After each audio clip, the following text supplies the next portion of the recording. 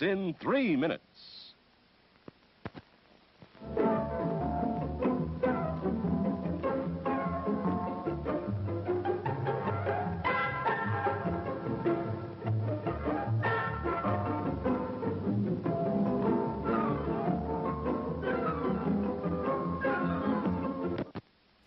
And now, on with the show.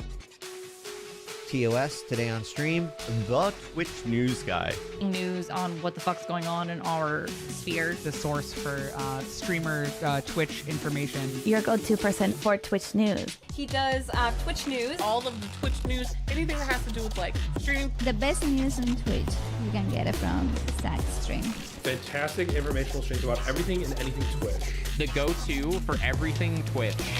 And he literally actually cares about the Twitch community. I like to call him the Adrian Wojnarowski of Twitch. The best Twitch news on Twitch. You're that guy that knows everything about Twitch. You guys want to know what's going on with Twitch and what's coming on in the future, stuff like this. That's the man you want to follow, and that's the man you want to watch. Best place to get Twitch news, period. The Twitch news extraordinaire. Zach Bussey, best Twitch journalist to ever do it. Indeed. It's funny, I get most of my Twitch news from Zach. I mean, if you ask me, he's more attractive than Devin Nash or that Slosher guy. Oh, it's Zach Bussey. Zach Bussey. Zach Bussey. Bussey. Bussey. Bussey. Bussey. Bussey. Bussey. Oh, man.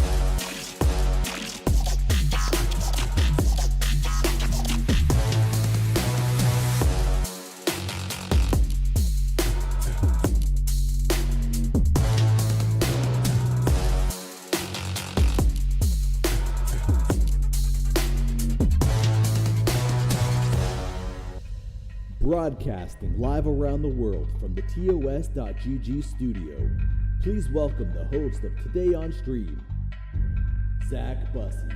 Hello everybody, welcome to the show. How's everybody doing? Oh, I forgot to add all the other things back in. 1 second. Boom, boom, boom. Hi everybody, welcome to the show. How are you guys doing? It is a Friday, 23rd of August. We have a great show planned for today. We're going to be talking about Valkyrae's a Wired interview. We're going to prepare for September. We're going to look at r/Twitch. The Streamer Bleed Purple Awards have now launched, and there's a few other things that I've had, like that I've bookmarked for ages that I haven't been able to get into. So we're going to get into that.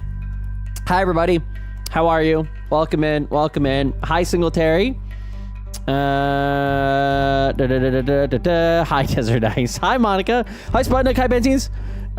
Reg, hello. Hi Storm Chaser. Hi Deepards. Can Zach do a stream without talking about Dan? I have my doubts. Music free gaming, we are going to try. This is in fact a Dan Clancy free Friday, which means that we do have things that we have to talk about related to him being interviewed and stuff, but we're not talking about them today. Friday is for the boys. Wet Myself remix. God damn it.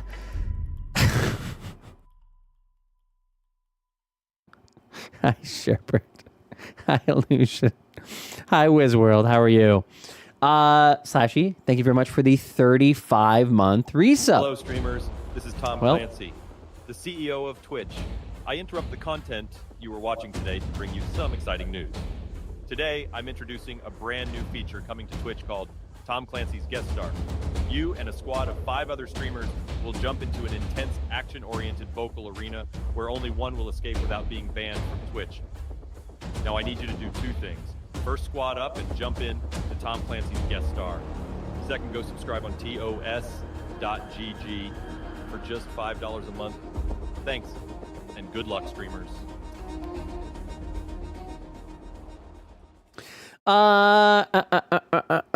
Where was I here? Hi, Wizworld. Hi, Callus. Callus, how are you? Welcome. A raid. Who lives in a basement apartment with no Wi-Fi? Yeah, that's rough. Desert Ice, welcome in. I hate that glasses guy with all my soul. Hi, Sage. Hi, Fumi. Hi, Lynx. Is anyone here on Android RS app able to view or use power-ups? Uh-oh. Well, no, not in this channel you can't. It's way too much. They're 10,000.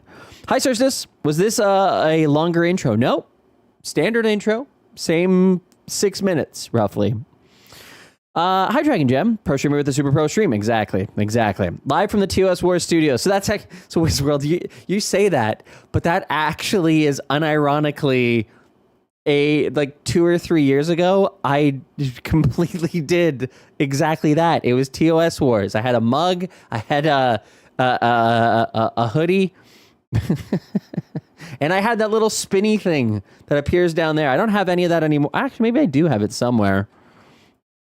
But yeah, it was a whole thing. I don't know where it is anymore. Wait. TOS Wars. I do still have it. Yeah. Yeah, this. See? Even got the whole American thing going. All right, I'll remove that. Dan Free Friday sounds good. No Doomer content. Exactly. Did you do the TwitchCon schedule? So that's part of the things we're going to be covering today.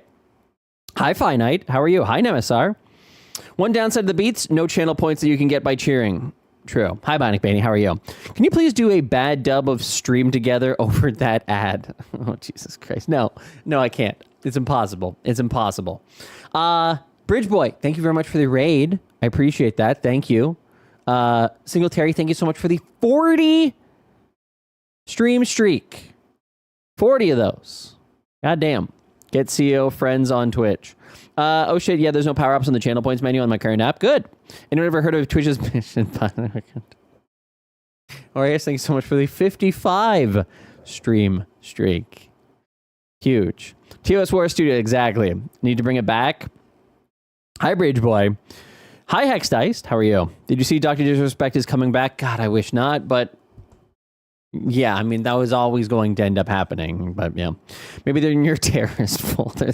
There really is a lot of things that I've done on the stream that are kind of sus if you only knew about them, or if somebody at any point is just like, Zach had a whole thing where he did Alex Jones content, and he had a terrorist folder, and you would just look at those independent things without the full context of them, and you'd be like, this guy's the worst.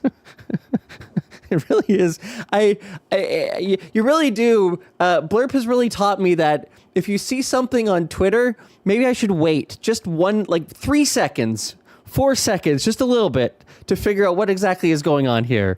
Because a blurp can throw you into the worst case scenario in and of itself. It's forced critical thinking. It forces critical thinking back into the old mix. When it happens to you, if you've never had a blurp that you're just like, you're in a stream and then somebody plays a clip that they know your voice, and in that voice you're saying show dick, show pussy, and then they're like, Zach, why is that a blurp? And I don't know how to explain it. It's one of those things of, that's how it goes. So, hi, Sunberry. Hi, Korabi.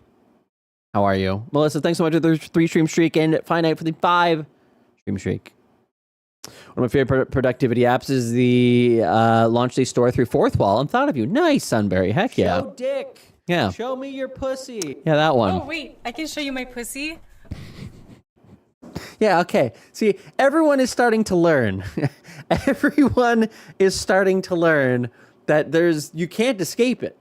You can't escape it. The whole argument that live is meant to be ephemeral and then forgotten is probably true. Hi, Rukaroy. Hi, Secretary.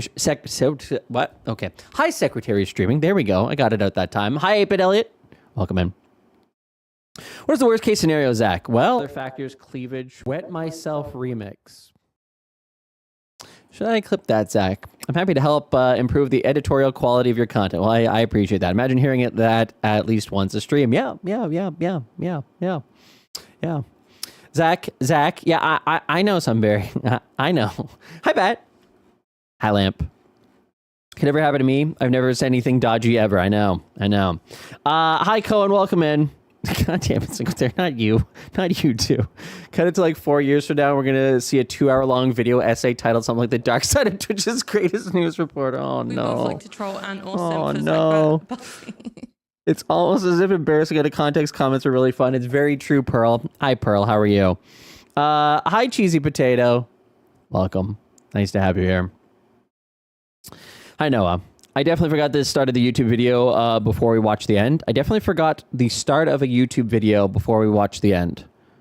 Definitely forgot the start of a YouTube... Oh, before you've watched the end. I get what you're saying. Yeah, I get what you're saying. Check Discord. I just got a Twitch music warning for playing Kingdom Hearts.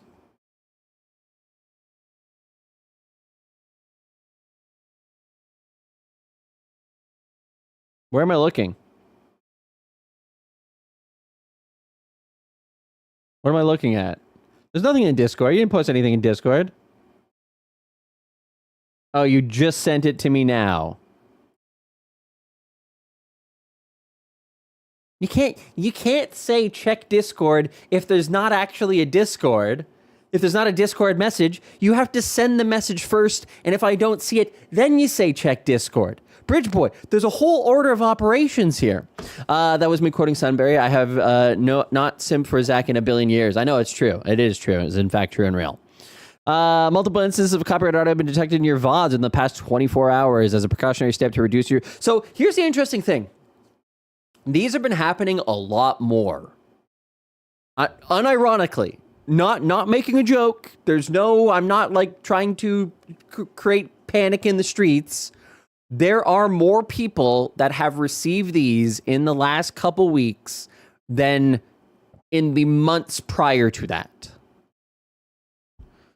So I don't know if it means that they've ramped up, they've tightened the system overall. I don't know exactly, but it definitely, there are more people who are reporting that they're getting the multiple instances one, not just like a single mute that they don't get a notification for. Keep in mind, this is not a DMCA, but definitely more people who are getting, hey, multiple things that you did copyright in your stream are happening. And so we have now remove that, and you don't have VODs automatically publishing, just to make sure you're on the safe side.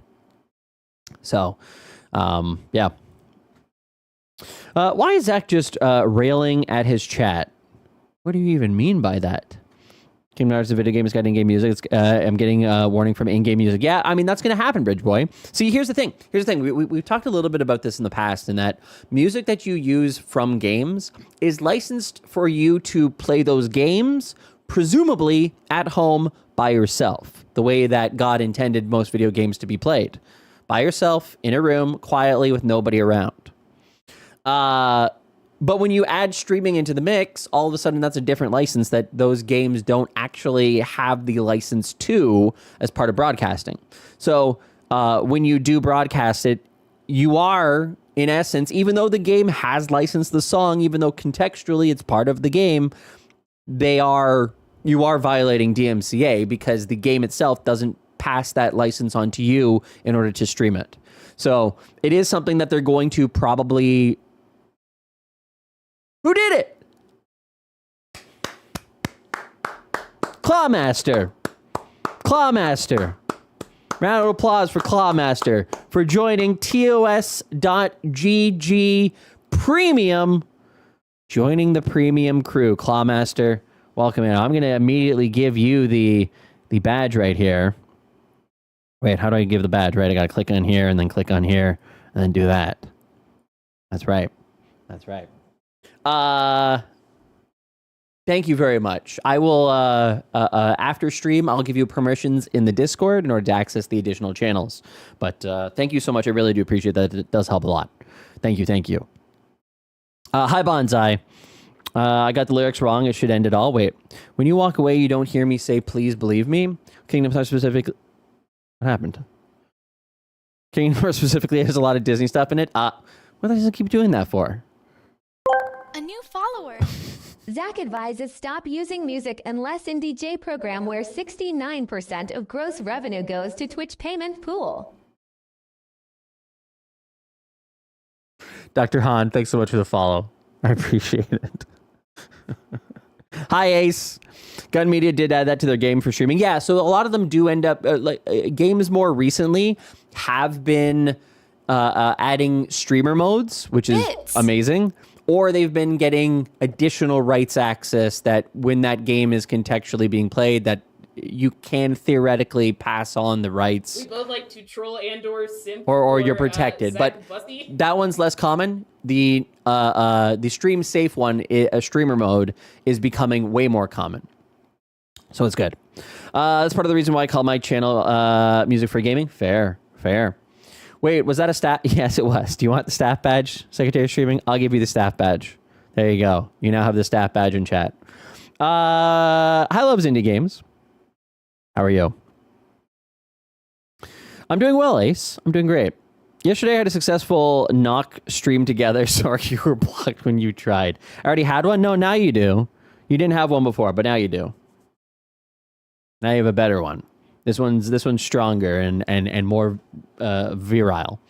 Thank you for re-upping my shame. Fair. It's like it's a powerful stream, that's right. How to get wrench? I'll give you one. Just temporarily, though. Just for now.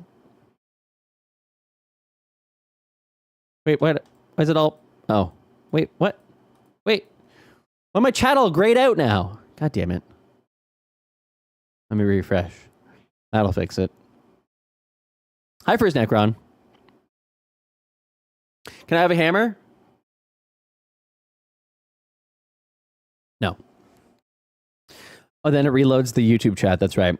It's not like we're powerful anymore. That's true. You Did your can't. account get suspended fairly, but you want it overturned? I'll fix it. Are you unhappy with the rules and want them adjusted specifically for you? I'll fix it. Are you an employee in the middle of answering a question about... I'll fix it. Hi, I'm CEO John Delancey, and I fix things. No job too small, no task too basic. No one knows better than me, not even my employees. So if you have something you want to fix, I'll fix it. Call 857-758-5055 and I'll fix it. Bonsai. Thank you so much for the 20 stream streak. It's a very powerful streak, double digit, and it's a double digit in that there's a 2 in there. And Tao and Bonsai, and Fumi, thank you very much for the 5 stream streaks. Those are okay. We don't really appreciate them too much, though. They have to get to double digits before we care. Size does matter here when it relates to streak. Did Twitch Mobile always have a subscribe button next to the following notification statuses? I don't know. I only use Frosty now, so I don't know. Did I break it is perfect response to I'll fix it? Did I break it? Oh, did I break it? I see what you're saying. Anyways, yes, as I was saying, DMCA music, games, the gray area that exists there. If you do get this kind of warning in chat or a warning from Twitch or muted audio, you should be thankful for that, because that's essentially Twitch covering your back by covering theirs. Because you don't, as a streamer, I know that like some streamers are like, well, I don't want to have my audio muted on my VOD. And I'm like, I understand that. I get that. But the alternative is that you have DMCA-able music in your VOD that you may get a DMCA takedown for, which puts your channel at risk. So having a muted stream is basically, well, damn it, Illusion, you stole my joke. I was going to say having a muted VOD is basically like every single 1 to 5 viewer streamer's first hour of their stream. It's not that big of a deal. It's not that big of a deal. Would you rather get sued? Exactly. Hyperbole Blur. Shared a screenshot in Discord. I don't know if it's always been there or not. Sure, let me take a look. We will pull it up. There you go. Following notifications subscribed. I don't know. I really don't know.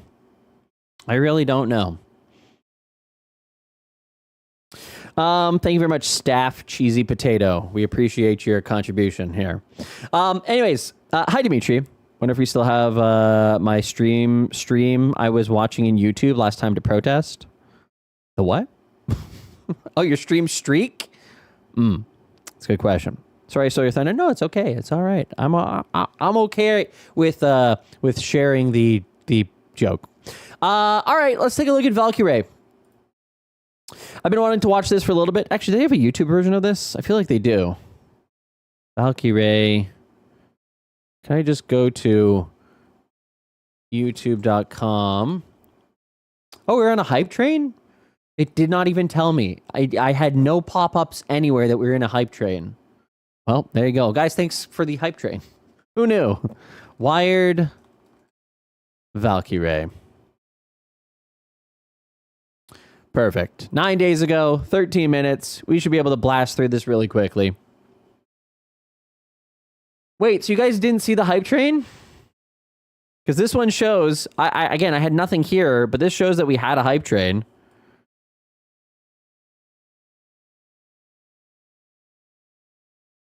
Not going to be 2 hours. It's not going to be 2 hours. You saw the hype train? Nope, nothing. Interesting. Maybe they're only showing it to half people now. I'm Valkyrae. In that if you are half a person, not that only half the people saw it. I saw one approaching, but it didn't start. I saw none. Fascinating. Maybe they really have busted up these the overall system here. All right, let's watch this. Valkyrae answers the web's most searched questions. I wasn't on app. Wait, Zach? I think I stopped seeing hype trains in Firefox. Oh. That was rude? What was rude? What was rude? What did I say? Half people? That throwaway joke line? What? I haven't been here in a week. Why are you calling me half a person? I'm just... It's a joke. It's a joke, Slashy. It wasn't even about you. I was saying if you didn't see the hype train, they're only showing it to half the people. And so the joke was, you're only getting it if you're half a person. Because they're only showing it to half the people. Jesus Christ, Slashy. God damn it. Slashy, you gotta get out of that basement. I think there's mold in that basement. It's going to your brain. God damn it, Slashy. I was the only one who saw it. Wait, you saw the hype train? No, other people saw it.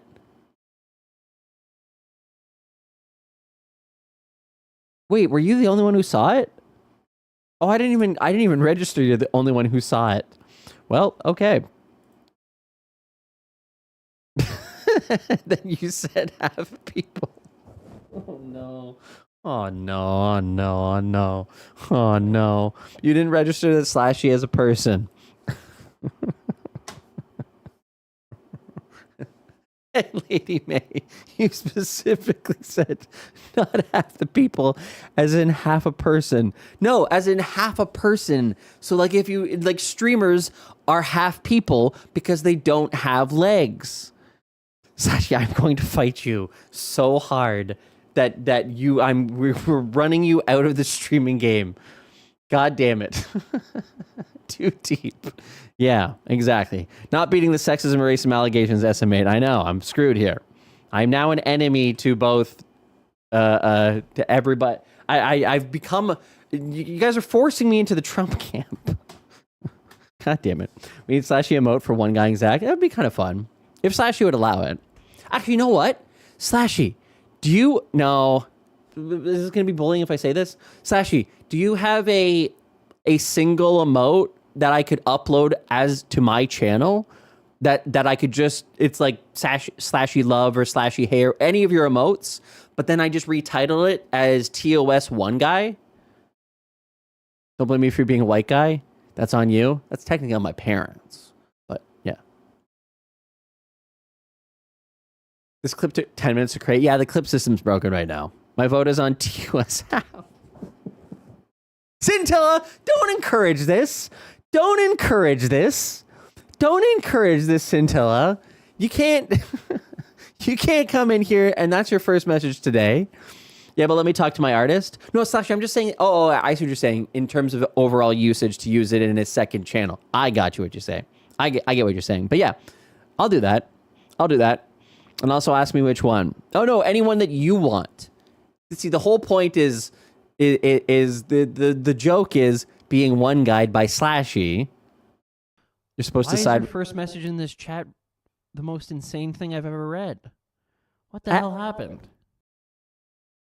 I actually like that blurb, by the way. That's actually one of my favorite blurps. I don't remember the context of who said what, but it is my favorite. Hi, Hawk Patoy. Am I cool now? You are cool now. That does actually count as being cool. Double digits, pretty good. Yeah, any emote, Slashy, any emote. It's the one guy emote. All right, let's watch this goddamn video with Valkyrae answering the web's most searched questions. And this is the Wired autocomplete interview.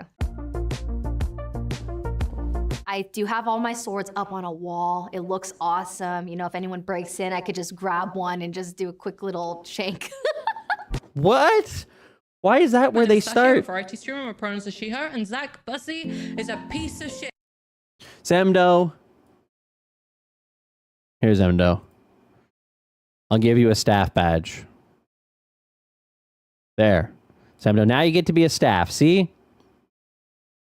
Unlike Scintilla, who is not a staff in this chat, only Zemdo is. As well as somebody else. Okay, back to the video. Oh yeah, Secretary of Streaming, that's right. And cheesy potatoes. When do our RSUs pass? That's actually too funny. That also, cheesy potato, that makes me feel like you maybe were a staff at one point. What about me? All right, Josh. Just for today, though. Just for today, because it is a cat. Scintilla. All right, I'll give it to you as well, Scintilla. Cute dog. What do I get? Yeah, okay, you can be a staff too. Just for today. Just for today. That work? I think that worked. Yeah, there you go. Hi, Cephalum. Zemdo, your name reminds me of my favorite anime of all time, Boonin no Zamdu. How much do staff get paid? Nothing, but this will be the true... Oh, I'm not going to go with that joke. Fuck, never mind. Take it back. I'm not going with that joke. Hi, Matrixes. How are you? All right. Putting my chat back over here so I can keep an eye on you guys. Where does Valkyrae stream? So 9 years ago when I first started streaming, I streamed on Twitch. 4 years later, I actually got signed to stream on YouTube. This is actually my third year resigning on YouTube. So I've been streaming on YouTube for the past 5 years. And it has been quite the journey, let me tell you. Interesting. So she did resign. I thought that she had, but I didn't know if she had re-signed again. Because she did sign a 1 year extension, but it sounds like she signed another 1 year extension. How many half people equal one person? 3. This video is 11 days old. 9 days old. Never mind. 9 days old. August 14th. Now, it could have been filmed a month ago, 2 months ago, but yeah. Did Valkyrae blow up? I'm still good.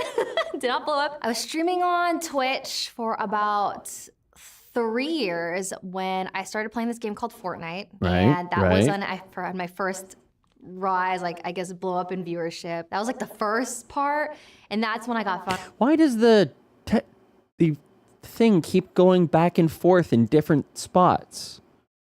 By my agency, that's when I started. Like I moved to LA. That's when 100 Thieves picked me up, the esports company that I co-own now. Gosh, and then the pandemic happened, and then there's this game called Among Us where you play with like 10 other people. It's like a mafia type game where you try to find the imposters. That is the game where I absolutely blew up like crazy. Imagine 3 slashies. Zach, do you really want that? No, 1 is great. 1 is great. I think it's because everyone was at home, you know, like a lot of people that normally be like work or school or wouldn't really be on the internet knew like of this game. Why is her hair so great, by the way? What the fuck? Like, it's really nice. Everything.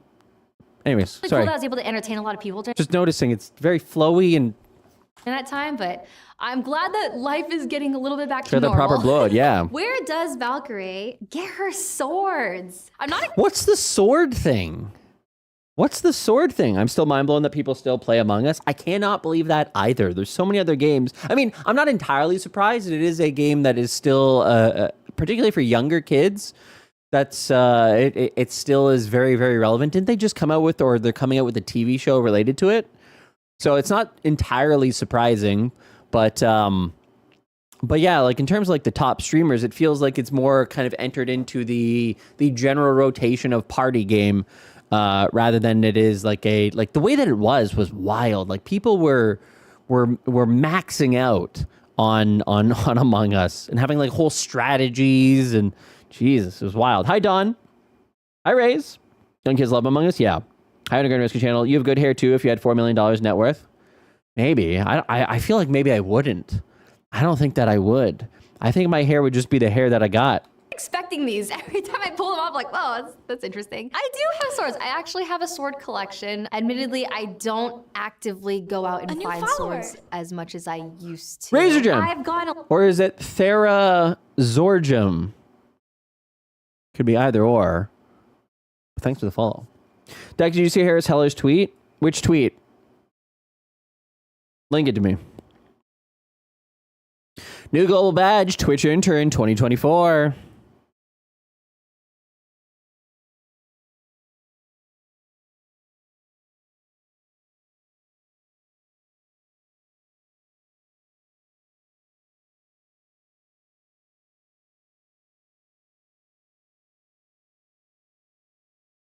Who wants to be an intern? Any intern wanting to beers? Sam, no, you're now an intern. You're no longer staff.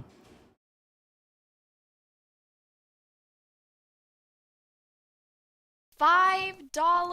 Hi, Jamie. Dave! To work under your... No, lady man. God damn it. I want to be an intern? All right, you can be an intern. You're now an intern. Do they pay the interns a living wage? I don't think a living wage, but probably something. I don't think that they do non-paid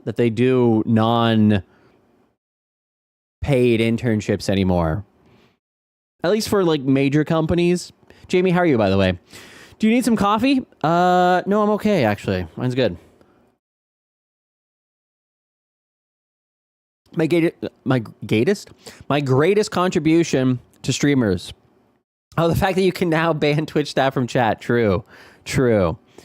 Decamps, thanks so much for the 5-stream streak. I'm good. How are you? I'm doing well, Jamie. I am doing well. Interns are most likely paid with hopes and dreams. No, I do think that they actually do get paid. It is a good badge, though. It is actually a good badge. I'm not going to lie.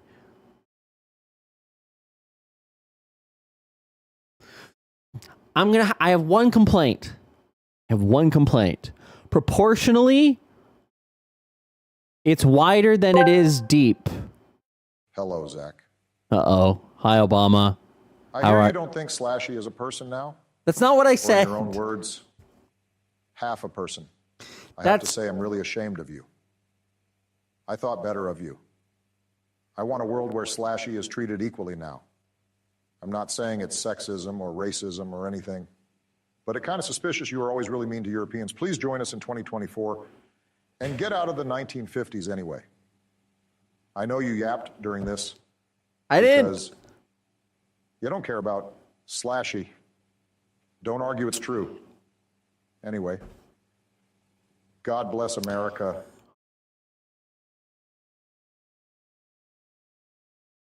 That's it? No God bless the chat? Fair enough. Heller for president. Oh, somebody linked the clip? Oh, wait, can I not ban you? I hit the ban button and then you chatted again anyway. You cannot ban staff. Oh my God.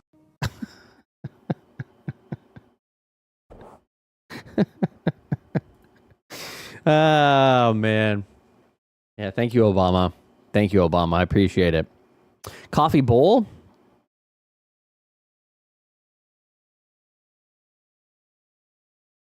What happens if you turn it upside down? I don't understand.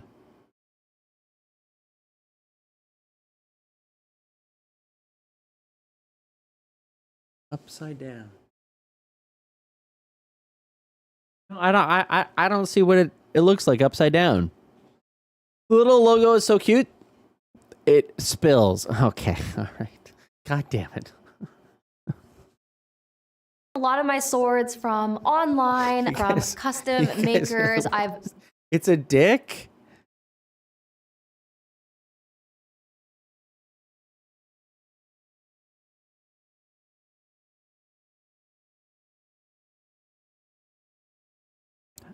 How do I rotate and paint?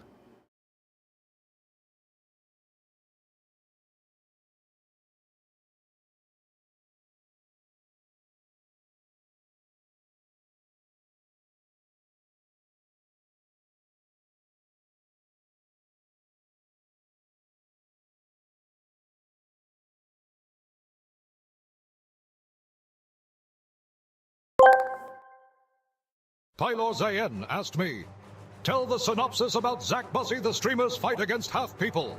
Just turn your monitor upside down. I thought about it. In a galaxy far, far away, Zach Bussey, the fearless streamer, embarks It's on actually a a bone. perilous journey. Armed with a microphone and an audience, they confront the notorious half-Scythes. Oh, it's actually... Darth Maul and Darth Vader. We're actually doing Star Wars stuff today. As chaos unfolds in the Twitchverse, All right. Zach must wield their charisma and wit to outshine the dark side and keep True. their chat entertained. Will they prevail, or will the Sith Lords unsubscribe? Stay tuned. See, this looks like his little feet. And then he's just holding his side like this is his arm. And this is his mouth and nose. Looks like a little guy. Just a little mug guy. That's how I'm looking at him. He's just got a bigger nose than usual. Have you ever thought about how, to a former interim CEO of OpenAI, that the world is basically Candyland?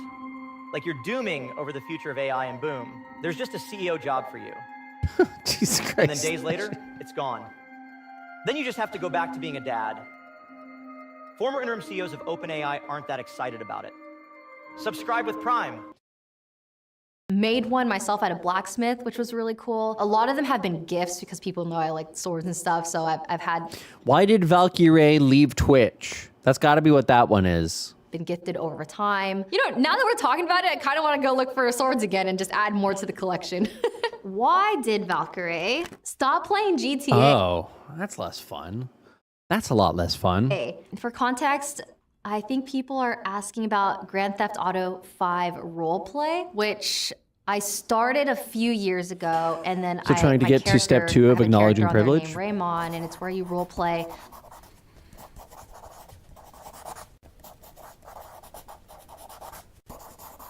That's not even a good wrench. That's not a good wrench. That's barely a wrench. God damn it. This whole life in GTA. It's all modded, it's all cool, it's a bunch of improv. I quit playing back then because That was like one of those shuffleboard cues. You guys know what those are? Ben, thanks so much for the 5-stream streak. It was like 5 minutes delayed. Ah, fair enough. It does take a while. as a lot of viewers got insanely parasocial, and there's a lot of criticism when it comes to like your character, how you interact with other people. There's a lot of chat hoppers, and I couldn't handle it back then. And a couple of years later, to probably about this last December, I decided to give it a shot again, and now I have a different mentality. Super intense, with it. I pretty really? much tell my viewers, I've not watched any of it. treat it as a reality TV show, okay? The streamer Collab does role not play? equal the character, all right? So when you play a villain or your character makes mistakes, just view it as entertainment, okay? Not that the streamer's a horrible person or whatever. All right, woo! Yay! Next one, what we got here? What's Valkyrae's real name? Valkyrae's real name. My real name is Rachel Hofstetter, and it's a kind of a funny story. My name's already doxed anyways, but my real name, Rachel, actually has 2 L's. So it's R-A-C-H-E-L-L, and I didn't find out until I was in 6th grade. I saw my birth certificate that I was spelling my name wrong. Live in No Pixel streams, the chat hoppers can be really nuts. So I asked my mom, I was Fascinating. like, what's this extra L doing there? Yeah, it's one of those things I just haven't gotten into because it just, I don't know, not my thing. Not my thing. She's like, oh, the nurse misheard me. That's crazy. What blank Valkyrae blank? What blank Valkyrae blank? Damn, I don't even know. What car does Valkyrae Drive. have? Okay. It's like a scratch and sniff. I have a Lamborghini Urus. I spoiled myself. I love it so much, though. Damn. Very fancy, but love it. Damn. What? What? Something with a K in it. What? Wake? Woke? Walk? What? Rank Rank is Valkyrae in Valorant. is Valkyrae in Valorant. I peaked at plat, Got it. but I'm Got it. hard stuck gold right now. I'm working Does she on only it. stream or It's make about edited, produced right vids? in the middle. She There's does a bunch both. of ranks. I'm so Love how you're trying to guess what's already in the seat. Oh, is it actually already in the? I didn't even notice that. I did not even notice that. perfectly average at Wow. this game. I am. Okay. I think that's why people like to watch Interesting. me is because there's really good moments and then there's really good fails. Was it actually there? What is Valkyrie?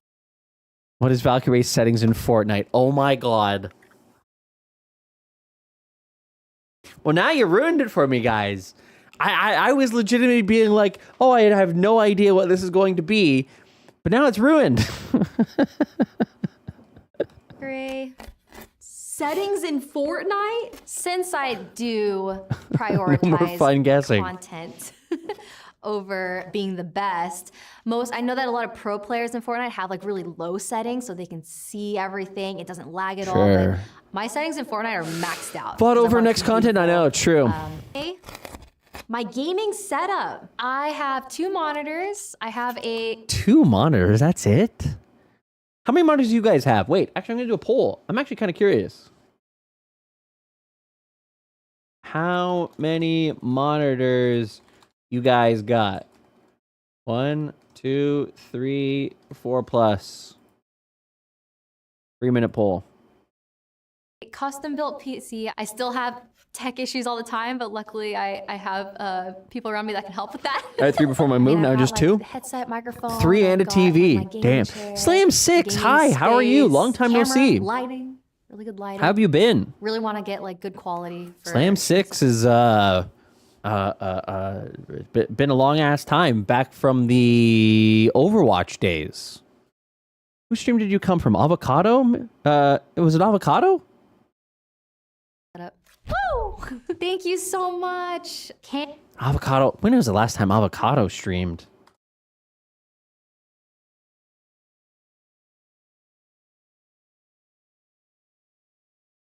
December 2021.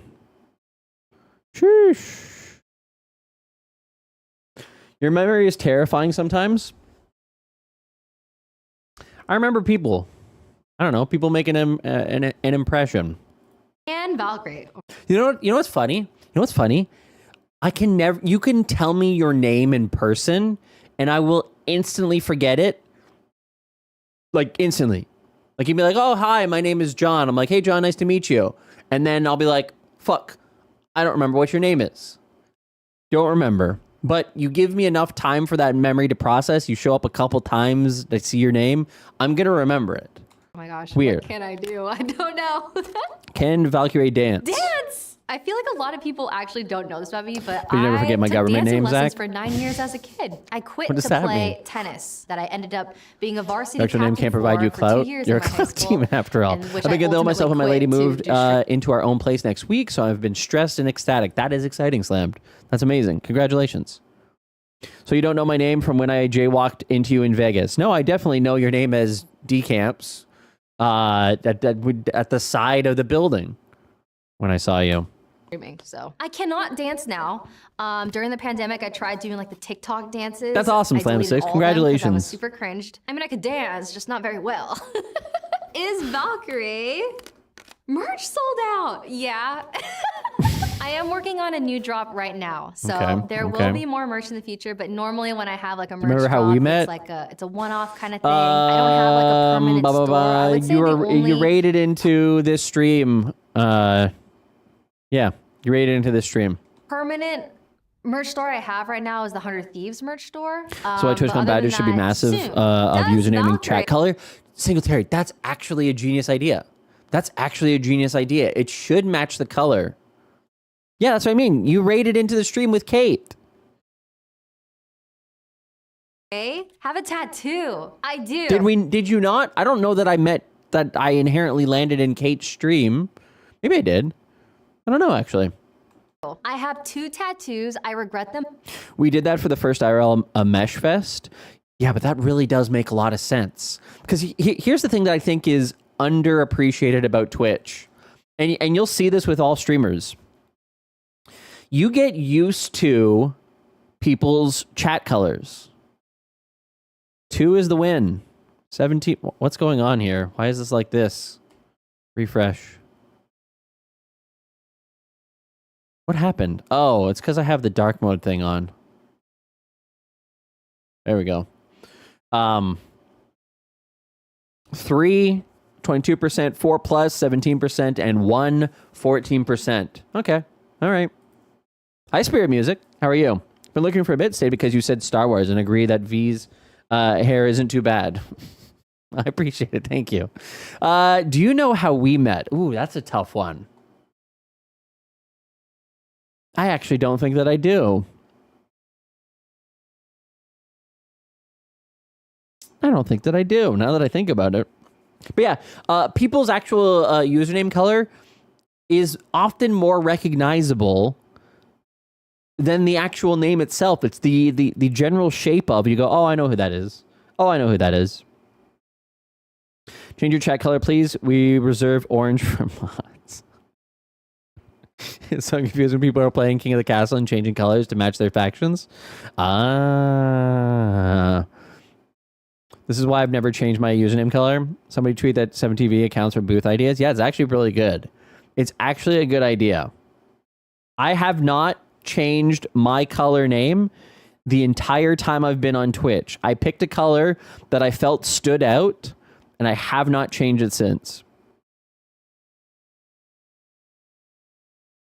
Both. I mean, I don't regret them. Hi, Dreams, by the way. I don't mind them. Like, I don't care enough to get them covered, but I have a fun throwback for you. Uh-oh. You Hi, Pete. know, would prefer if it's not there, but I don't care that. You know, it's like there. Does Valkyrae have a tattoo? It's whatever. Anyways, I have this one on my wrist. It's a delta triangle that I wish was a bit smaller. Got it a long Pick my favorite color, never change it. time ago after I got cheated on in a relationship. Because Oh, triangle is the strongest geometrical shape, and all. Is a triangle the strongest geometric shape? Isn't it a circle?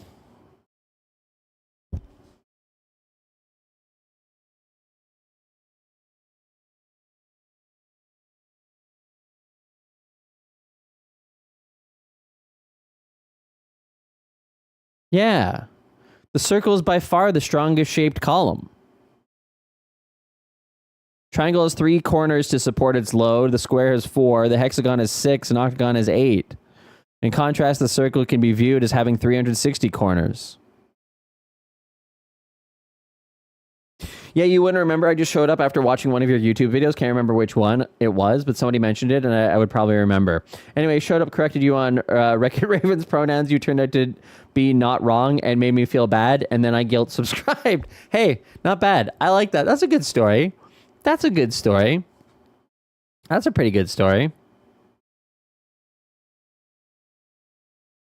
Depends on the application. Do you see triangle submarines or pressure vessels? No. Do you see circular bridge supports? No. Why? Because the inherent shapes are better for these applications. Depends on the direction of load. Radial, triangle, axial, circle. Circles may be stronger, but you can build anything that way? No. While triangles, these space framing is very easy and cost effective and can be used to make spherical structures. Well, there you go. Yeah, somebody, I'll never forget you being the call out champion for sure.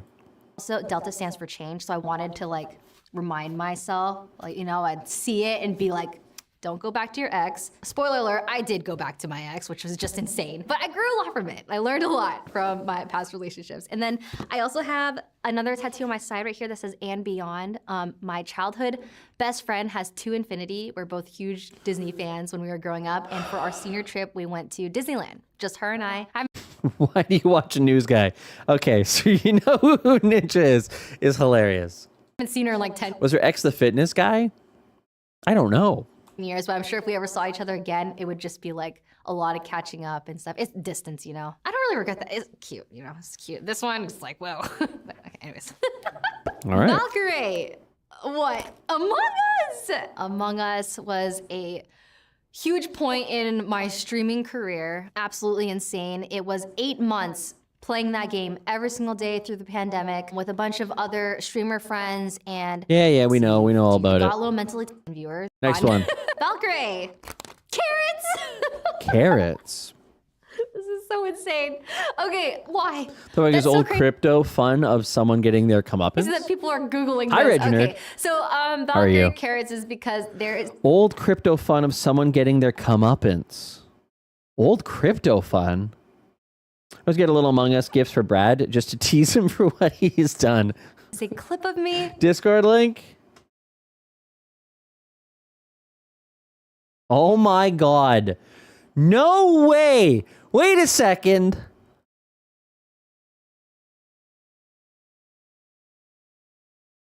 Founder of Miami-based cryptocurrency token Bluecoin pleads guilty to wire fraud. Just wire fraud? Wow. So, wow. Bluecoin was a cryptocurrency that was started by a streamer who was giving away, they were very well known for giving away a whole bunch of money to like streamers and charity and stuff like that. What was his name? DNP3, that's the one. Yep. DNP3.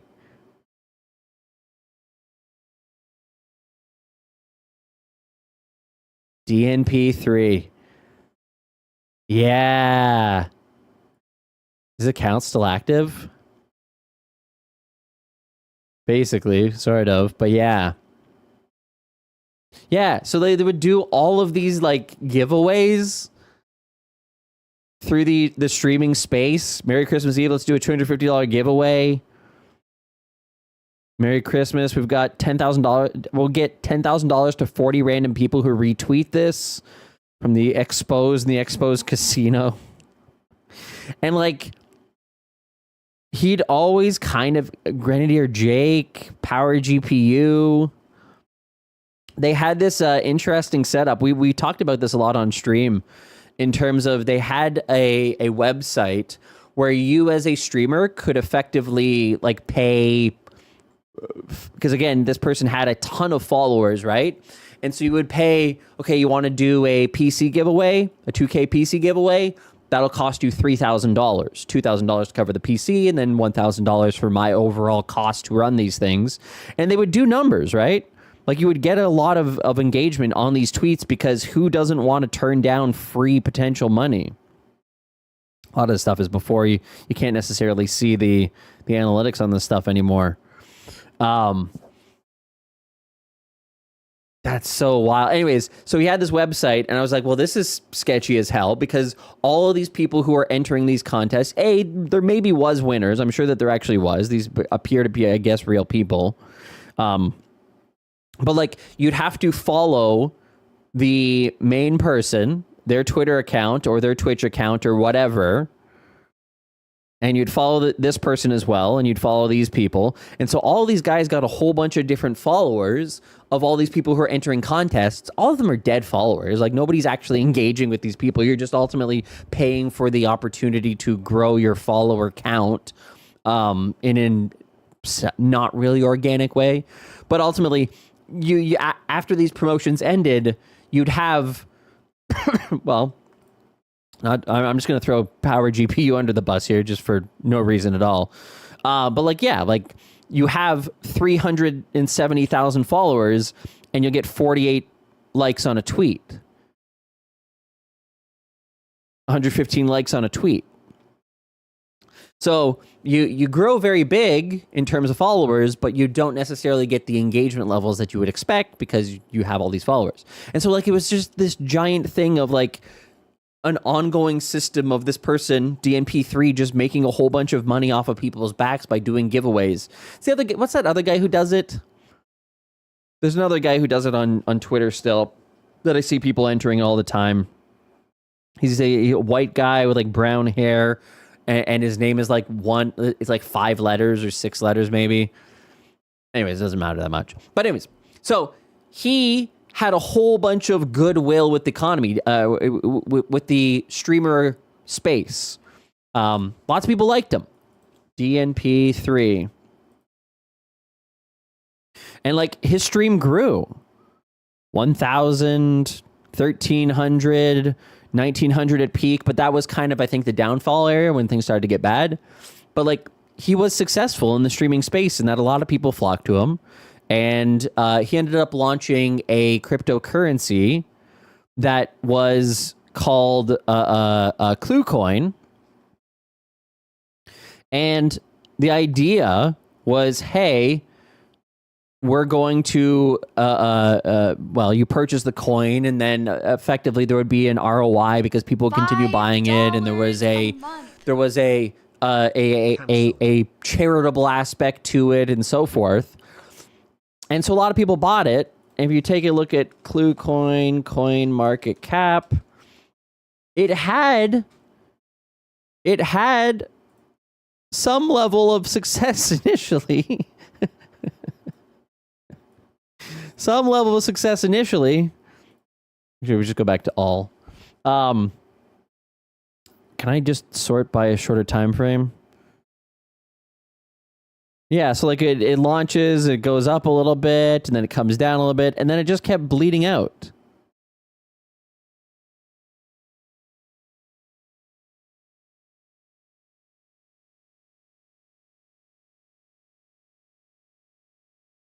Anyways, so that's really, really interesting. And then, yeah, he ended up tweeting about how he actually gambled everybody's money. And so all these people had invested in him. In this token, and he was basically just selling it and then gambling. Every dollar I could find, I put into stake in hopes of winning big. In addition to my own life savings, also irresponsibly used investor funds to try and get my money back from the casino, which was wrong for so many reasons. I'll create separate tweets in which I have for each project, including Clue, Xenia, Gridcraft, and Goobers. Yeah, wild. So that now has not really a true conclusion here, although hopefully he gets the help that he needs, obviously. But founder of Miami-based cryptocurrency token Bluecoin pleads guilty to wire fraud. Also, Michael Taylor, 40, was the founder of cryptocurrency Bluecoin and owner of Clue LLC, a company incorporated and headquartered in Miami-Dade County, Florida, that handled Bluecoin's operations. On August 15th, Taylor pled guilty to wire fraud for a scheme involving the transfer of $1.1 million of Bluecoin investor funds to Taylor's personal account. According to court records, Taylor leverages a sizable social following to generate interest in a digital token he called Clue. Taylor generated interest in Clue's initial coin offering, ICO, which is a capital raising event in which an entity offers investors a unique digital token in exchange for a more established cryptocurrency or fiat currency. Taylor created a white paper for Bluecoin, which was meant to educate and entice investors to participate in the ICO, which promised to have a charitable focus. After raising investor funds, Taylor successfully launched Bluecoin's ICO on May 19th, 2021, which I think actually lines up with May 2021. Yeah, that lines up with his overall peak in viewership. Taylor then shifted Bluecoin's focus to other projects he devised, the minting of non-fungible tokens, the development of a computer game, and a metaverse platform, aka the Axis of Evil. All of the things that you expect to see when somebody is absolutely ripping you off. All three, by the way. Not one independently might be a ripoff. It might be a legitimate project independently.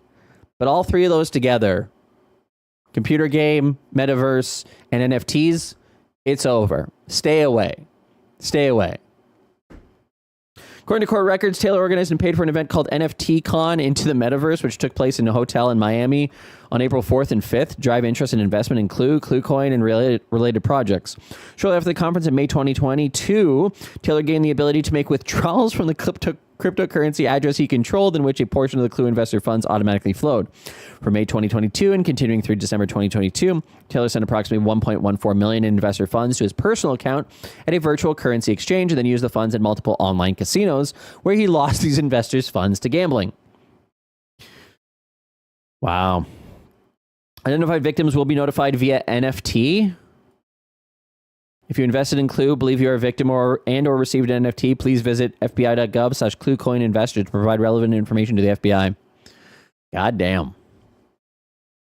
Pete, thank you very much for linking me this. And Capri, thank you very much for the 25-month resub. You should cancel that. That would be a wise thing to do. Crypto really brought out the worst in people. Yep. Having some CopyZilla vids pop up on my YouTube. So many scams is great. So many. And keep in mind, I am also somebody who has invested in cryptocurrency. I do own Bitcoin. I do own Ethereum. But even I go, Jesus Christ, the amount of scams are absolutely insane. And so never let the thing that I've learned about any kind of investing is never let your greed dictate your investments. If something pops off, stay away. You've missed the boat. You have missed the boat on that one. You should not FOMO into projects, especially in the crypto space, and then also in like the general markets as well. If something seems like it's great, be careful. Be careful. Moon soon, yeah. I've got one of those Twitch RPG surveys about gambling on Twitch. Hopefully never go full into it. Oh no. Get your money quick and get out? Sure. Good night, Slashy. Slashy, thanks so much for coming. I appreciate it. Thanks for the memes and the cultural fun that you bring to this community in terms of one guying and our new emote that we're going to add and on your behalf. And all of this is coming from Zach, who is a certified crypto bro, so that means something. Yeah, I am. I am. Yeah, anyways. Cool. Interesting. Let's finish this video. We're so close to being done. Aren't you going to thank me for the 35-month resub too? Did you do that? When did you do that? I did it at the beginning. Right at the beginning of stream I did it. I already thanked you for that. A long time ago when I was a much newer and smaller streamer, People were saying that about Bitcoin when it went from 100 to 1,000 in 2014. Well, that's fair. That's a fair point. That's a fair point. I not only provide immense content value, I pay you real money too. I know it's ridiculous, Slashy. It doesn't make any sense sometimes. Are you going to thank me also for being your friend? Capri, we're only friends parasocially, so it's kind of one-sided, and I just tolerate you. See, Slashy, I'm not mean to just you. Also mean to Capri. It works out. Zach next makes a Zach coin. If I'm gonna do something, if I was gonna make a coin, it would have to be something related to Bussey. Like you couldn't do Zach coin, you'd have to do Bussey coin. Hi, Gappy. I don't know, it's just a clip of me getting some carrots, and I came back to the stream and I go, Valkyrie here with some carrots, what up with them vegetables? And I don't know why my community loves it so much. Okay, yeah, carrots. Okay. I love carrots, glazed carrots. Don't I like putting me on a level with Capri makes the way you treat me fair? I never said it was fair. I just said it is what it is. It's actually really good. Woo! Ooh. This one doesn't have really any spoilers. It's just oh, geez. Valkyrae. Empty. Valkyrae, what? By the way, this entire series... I will fuck up a carrot. This entire series is ruined now because of the fact that they can't do this anymore. This isn't how Google works. You're going to get Valkyrae AI-generated answers. Valkyrae is a streamer from New York who plays... concerts on stream. Valkyrae is a rock that sometimes you can purchase online. Valkyrae is the best way to build a bridge. It's going to be a bunch of nonsense because of their stupid AI answering things that just gives you wrong answers every time.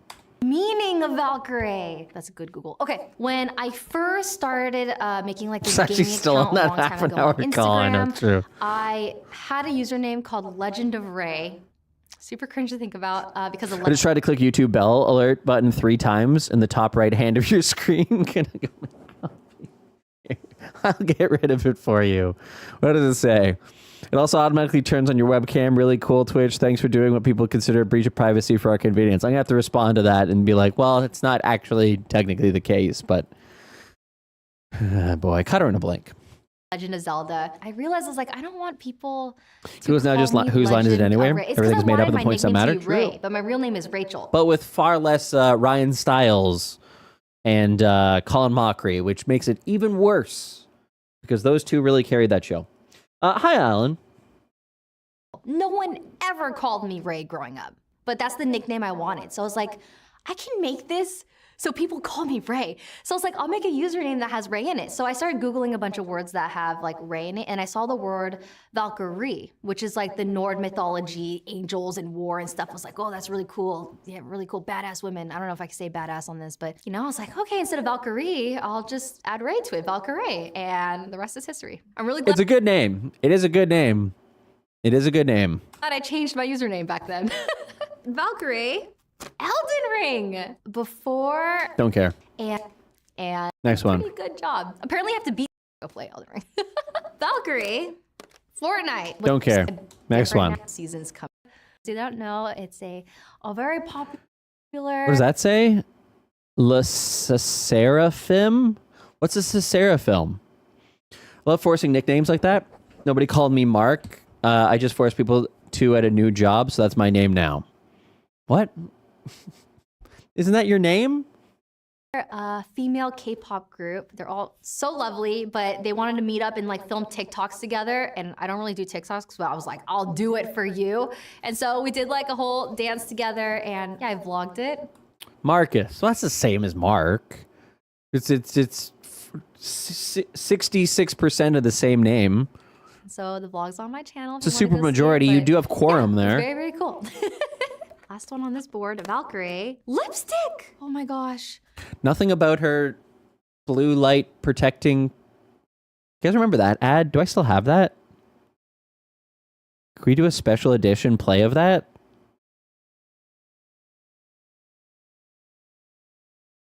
I think I got rid of it. Special edition. Wait, where are my ads? Wait, where are my ads? Blue. What the hell? Oh, ads. There they are.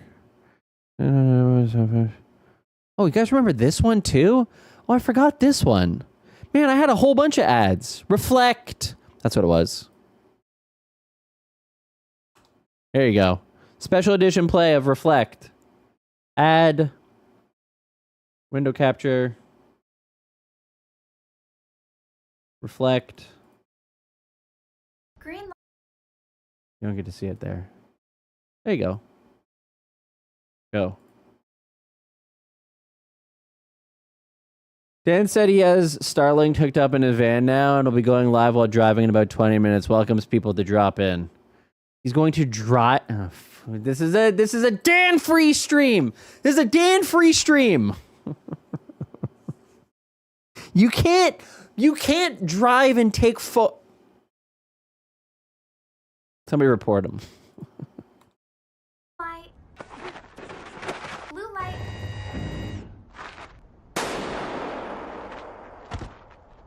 Green light. Blue light.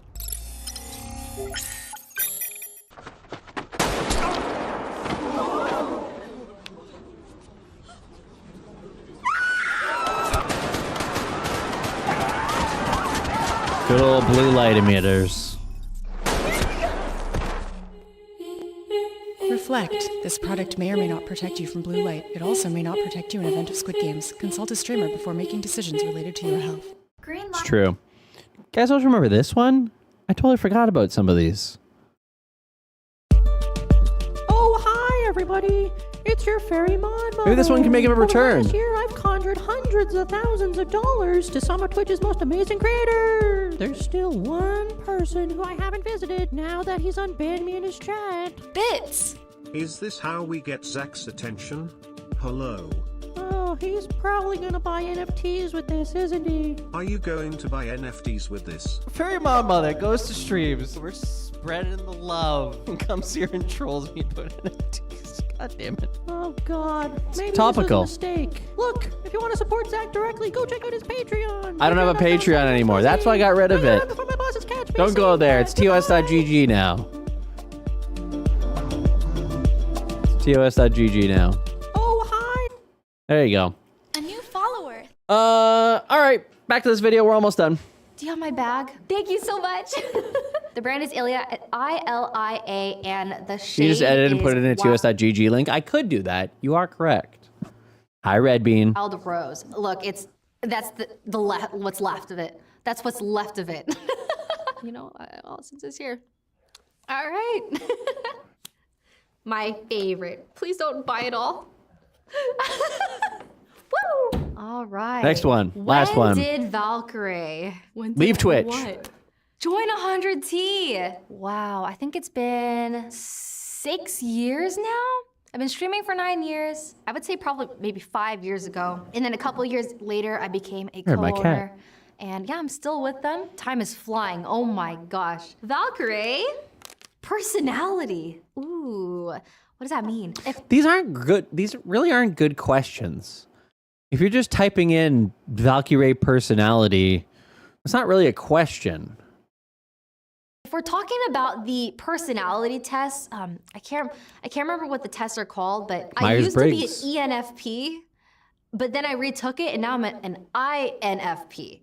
I don't know what it means. I just remember that those were the letters. I think ENFP is like more extroverted, but I have to like take a few days to like recover and stuff. Like I could definitely socialize if I need to. Like, I'm a STOP. Like I like this, but I'm probably gonna take like 3 days to recover. Hi, Onryo. Valkyrie, voice acting. I have had a few. Take the personality test right now. Opportunities. I actually Is there a good one? Link me a good one. I'll do it right now. Now for not just some I'll do it right now. shows, but Does Valkyrie have a personality? Might be a bit insulting. video games That's as fair, well. Pearl. That's fair. Spoilers. We'll see. We'll see. All right, Valkyrie, Streamer Awards 2024. Okay, Oh okay. gosh, I won a couple awards in my streaming career. I've won Gamer of the Year. I've won Streamer of the Year. It's always the one she's talking about? mind-boggling when I win these kind of things because in my head I view a lot of my peers as so much cooler and more entertaining. It's very eye-opening to see like, oh wow, I'm being honored in this way. This is freaking cool. People enjoy my content. It feels really good, especially now that it's coming up to 10 years in January. So it's been a long ride and now I'm feeling like an elder in the space. Oh God. you know, Oh jeez. How long have I been playing games for? Valkyrie, my schedule. Yeah, that's a good All right. question. She As I mentioned streams. earlier, That I am it? signed That's it. to playing games. Just not playing games. Greth. Well, that's She did all it. of the boards. Oh, she did it. Fantastic. All right. We got through it. We got through it. Personality tests are all BS, by the way. I believe that. Take the test. You regularly make new friends. Define new friends. What does that mean? Like real life friends or non-real life? Because I'm good at making online friends, but I don't know that I'm necessarily good at being an IRL friend. Are you extroverted? Friends are friends? Well, then I'd say yes. Complex and novel ideas excite you more than simple and straightforward ones. Yeah, that's true. It's going to be a 10-minute test that takes that. No, it's not. Usually feel more persuaded by what resonates emotionally with you than by factual arguments. Disagree. Your living and working spaces are clean and organized. I mean, clean, yes, but organized, it's organized chaos. You should pick IRL or online for the extroverted, introverted questions. Okay, I'll make it online. So I'm going to say that I have a slight disagreement there, and that if you looked at my space, you'd be like, no, I'm going to go a little harder than that. A little bit more chaotic than most people would probably be comfortable with. You usually stay calm even under a lot of pressure. I would say generally yes. You find the idea of networking or promoting yourself to strangers very daunting. Yes. I've gotten a little bit better at it in terms of like TOS.GG, but and sometimes doing things for the meme, but generally speaking, yeah, I'd rather not. You prioritize and plan tasks effectively, often completing them well before the deadline. Disagree. I'll get it done, but not always. People's stories and emotions speak louder to you than numbers and data. Ooh. So I would say in the past, it was probably more of a disagree, but I think I'm more centered now. I think it's easier to just think of numbers and data, the whole Ben Shapiro facts aren't feelings kind of thing. But I don't think that humans are inherently just facts and numbers. And so both matter. People's stories and emotions speak louder to you. They don't speak louder, but they don't speak any quieter. You like to use organizing tools like schedules and lists? No, I don't. I suck at it. It's so bad. I would strongly disagree on that one. Even a small mistake can cause you to doubt your overall abilities and knowledge. Slight agreement. You feel comfortable just walking up to someone? Do you find interesting and striking up a conversation? Absolutely not. No shot. You're not interested in discussions about various interpretations of creative work? No, I'd say...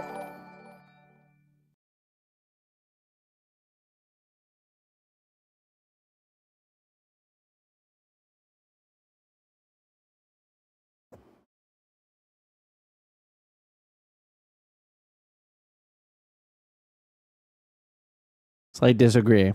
Next. You prioritize facts over people's feelings when determining a course of action. See, again, I think in the past I would have said agree, slight agree, but I don't think that's the case anymore. I think as I'm aging, as I'm spending more time talking to people, especially creators, you kind of, yeah, people don't always operate under facts. Feelings often do play an important role. So I'm going to say I don't really have a side there. I think you can listen to both and make corrective actions based upon both. So that's here. I don't know what it was. Does people do that though? That's true, Ben. I have to allow, or that's true for some people. If it is for you, then that may be an easier way to operate. I often allow the day to unfold without any schedule at all.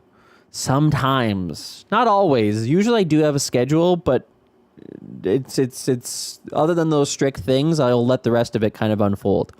You rarely worry about whether you want to make a good impression on people you meet. Do I worry? I'd say, I rarely worry on whether I'll make a good impression on people I meet. I can't control what people think. I can only be me, and if they don't like me, that's okay. I'm on the hyper-emotional side of autistic, and it kind of stinks sometimes. I try to do facts over feelings, but not with everything, and generally feelings can change facts. But generally feelings can change facts, rarely, so problem solving should be based on facts. Yeah, I just think that while that is true, because people do have feelings, it's not so much as being able to just say and ignore the feeling side of things. I think that you can kind of approach it with both to recognize that, hey, this is the course of action that we should probably take, but it doesn't necessarily mean that you have to do it regardless of how that person feels. Like if somebody's overwhelmed or whatever, like you can take that kind of context into it in terms of how you approach a task. You enjoy participating in team-based activities? I don't think I have a strong opinion on that one. I like team-based activities, but I also like doing solo stuff. You enjoy experimenting with new and untested approaches? I'd say yes. You prioritize being sensitive over being completely honest? I would say no. I think I'd rather be honest than sensitive sometimes. It's hard. Some people take it a little too personally. And again, that's when I talk about, or that's what I mean that you can have a conversation that is fact-driven, but it is taking into account that person's feelings. And so your overall feelings can be like, okay, how would I feel in that situation if I'm going to give this person some critical feedback? So I would say that I still prioritize being honest, but you can soften the blow of that honesty depending on how that person processes feelings. So I think that's being kind of both sides. Is it worth the final question you must answer when it comes to other people's feelings? Is it worth it if the final question you must answer when it comes to others' feelings? You actively seek out new experiences, knowledge areas to explore all the time. You're prone to worrying that things will take a turn for the worse. Oh, fuck. So I do. Okay, this is a tough one because I do. I am absolutely a person who plans for the worst, hope for the best, but I don't let it impact me. It's not like I'm always thinking that the worst is going to happen. I just say that that things can go bad. Hi, baby bat. I'm gonna slightly agree. The word you're looking for is a doomer. Yeah, but I don't consider myself to be a doomer because I don't necessarily think that the worst outcome does happen. But in the end, if it does happen, then I am prepared. Some of these questions aren't based around community-focused jobs IMO. Sometimes feelings are facts. Anyways, I'm doing the best I can here, Zendo. You enjoy solitary hobbies or activities more than group ones. Again, this doesn't necessarily apply, but I'm just going to say a slight agree. Okay, Doomer, fair. You cannot imagine yourself writing fictional stories for a living. Oh, I cannot. Absolutely not. Nonfiction, I can't even read nonfiction. Or sorry, I can't even read fiction books. I can watch a fictional movie. I can suspend disbelief for a TV show, but you throw me into, like, the only one that I really enjoyed was Chronicles of Narnia. Everything else since then that I've read that has been based on fiction, fantasy worlds, and a bunch of nonsense, I just go, no, not interested. Grounded in reality. Give me a fictional book about World War III. All right, I'm in. It's fiction, but it is based upon current reality. That plays World War II shooters. No, see, I don't mind playing that kind of game, but like I do prefer to have, like, even the games that I do play, now that I think about it, are typically a little bit more grounded in reality. A little bit more. You favor efficiency in decisions, even if it means disregarding some emotional aspect. So yes and no. Fuck, this is a tough one. These ones are really hard. Again, 5-10 years ago, probably 10 years ago, I would have been more on this side. But as I've gotten older, I'm way more balanced. I don't know how to approach it. Because like there's days where the emotional aspect of something is overwhelming me takes over, and I just go, can't do it. You prefer to do your chores before allowing yourself to relax? No, I don't. Thank God I have a dishwasher. Let me tell you that. In disagreements, you prioritize proving your point over preserving the feelings of others. Slightly, yeah. You usually wait for others to introduce themselves first at social gatherings. Almost always. I feel bad about that, and I wish I had the ability. If I get a couple of drinks in me, then I can do it. But otherwise, let me find a booth in the corner, come over and say hello if you want. Your mood can change very quickly. No, it's very slow to change. Realistic fiction reader, then yes, Zanzibar, exactly. Heist post. You're not easily swayed by emotional arguments. Again, it's I'll say slight agreement.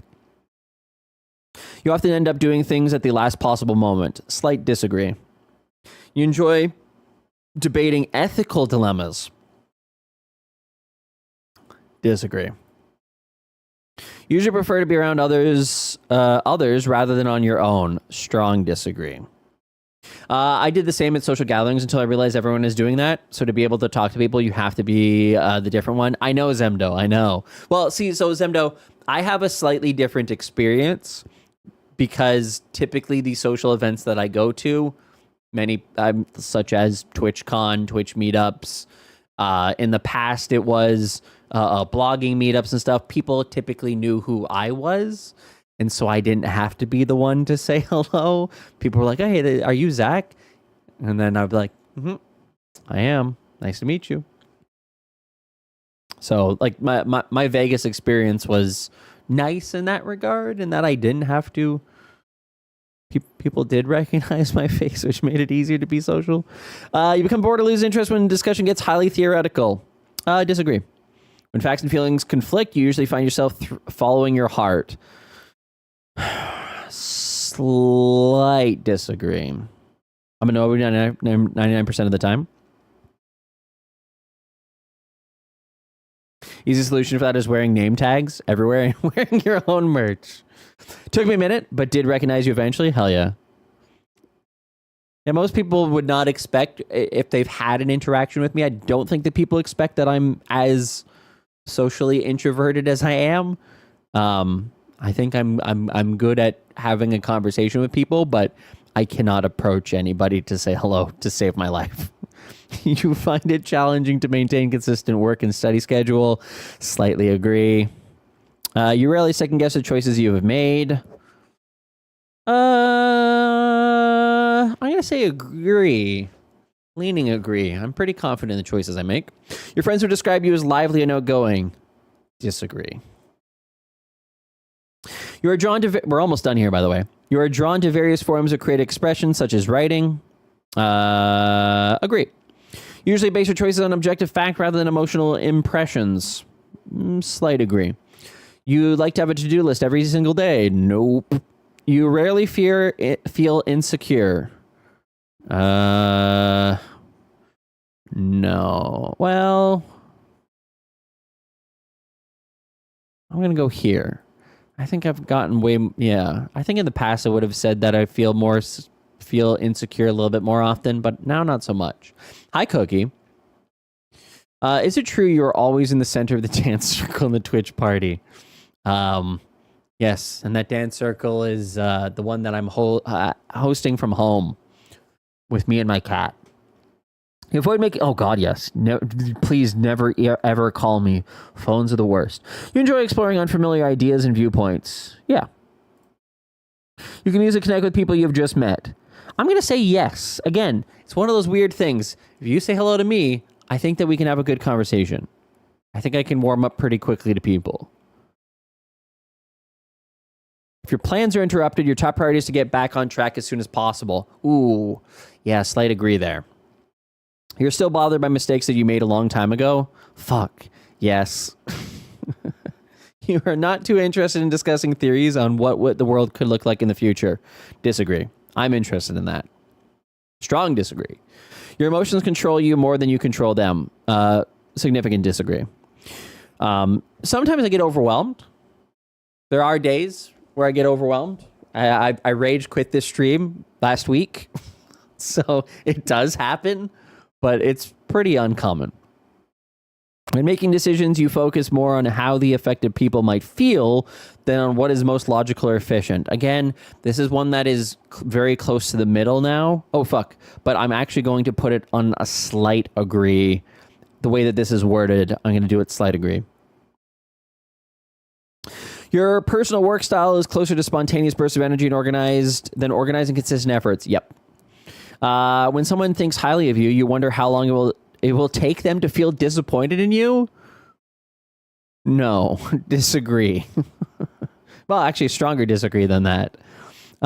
You would love a job that requires you to work alone most of the time. I have a job that requires me to work alone most of the time, so agree. You believe that pondering abstract... By the way, if you live this way, that sucks. That has to be hell. To constantly be like, all right, when am I going to fuck it up? You believe that pondering abstract philosophical questions is a waste of time. Slight disagree. Sometimes it is fun. Not all the time. If you get too caught up in it, you're going to waste a lot of time. You feel more drawn to busy, bustling atmospheres than quiet, intimate places. Strong disagree.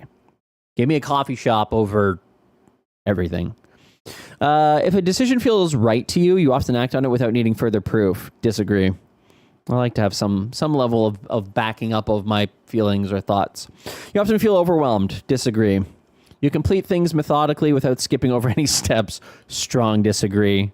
I mean, I have, lots of things I jump from task to task to task to task. I'm all over the place. So disappointed in you, and I promise it will never change. Well, thank you, Sage. That's nice of you to say. Could be for other reasons, not just insecurity. I guess it makes sense. You prefer tasks that require you to come up with creative solutions rather than follow concrete steps. I'm going to say a slight agree on that one. You're more likely to rely on emotional intuition than logical reasoning when making a choice.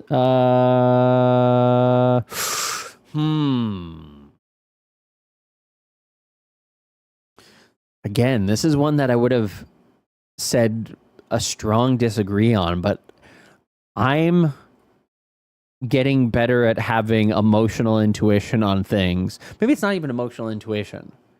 Well, maybe it is. Like the last week, or was it last week or 2 weeks ago when I was just like, the vibes with Twitch is off. Something is weird. Something is going on. And then we got guest star. So I'm going to say a slight disagree. You struggle with deadlines. I do. I kind of do. You feel confident that things will work out for you.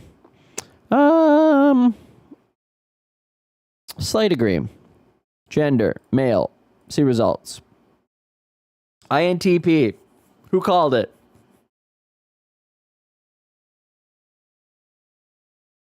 Logician. Who called it? Logicians are innovative inventors with an unquenchable thirst for knowledge. That is very true. That is very true. I definitely have an unquenchable thirst for knowledge. Yep. 75% introverted, 25% extroverted. Introverts, yeah, that sounds about right.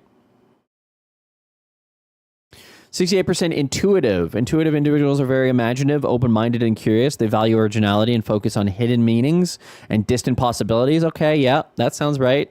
That sounds accurate. 61% thinking. Thinking individuals focus on objectivity and rationality, often dismissing emotion in favor of logic. They tend to see effectiveness as more important than social harmony. Okay. Again, I would have thought that this number would have been closer, like 50-50, but okay. 72% prospecting. Prospecting individuals are very good at improvising and adapting to opportunities. They tend to be flexible, nonconformists who value novelty above stability. That is definitely true. Sure. You have to be if you're a streamer, I think. 67% assertiveness. Assertive individuals are self-assured, even-tempered, and resistant to stress. They refuse to worry too much and tend to be self-confident when striving to achieve goals. I agree with that. Oh. Next. Oh, there you go.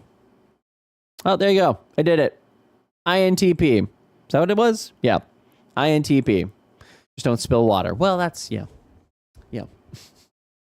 Hi, Polly. All right, let's close this and let's jump back into this. INFP here.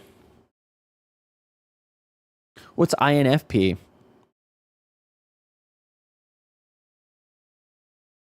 Mediator. Ooh, okay. All right. INFJ. Advocate. Okay. Okay. ENFP. Goof, that makes sense for you. If you're the extroverted type. Campaigner. That actually makes a lot of sense for you, Goof. That makes a lot of sense. INTJ. Architect. Isn't that what I was? Is that what I was? What was I? I've already forgotten. I've already forgotten what the fuck I was. Oh, no. I've tested INTP and ISFP. INTPA. That's what I am. Okay. Introverted, intuitive thinking, and judging. Yeah, it does sound like Baby Bat. Career matches. Teacher, lawyer, physician, dentist. Wait, what was mine again? INTP. Whoops, that's UBTO. I don't know what that is. What are my jobs? It doesn't show jobs. That's not what I was. What the hell was I?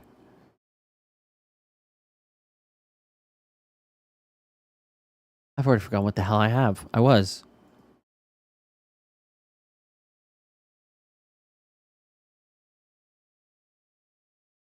Was I a logician?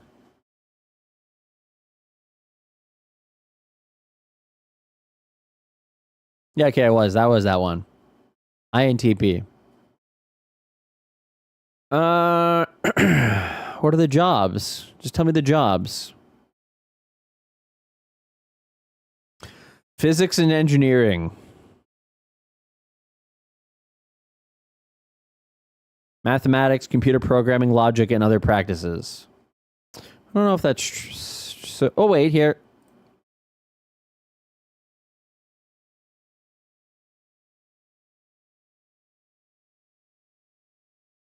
Computer network architect, computer programmer, software developer, aerospace engineer, architect, biomedical engineer, economist. Hey, I can do that.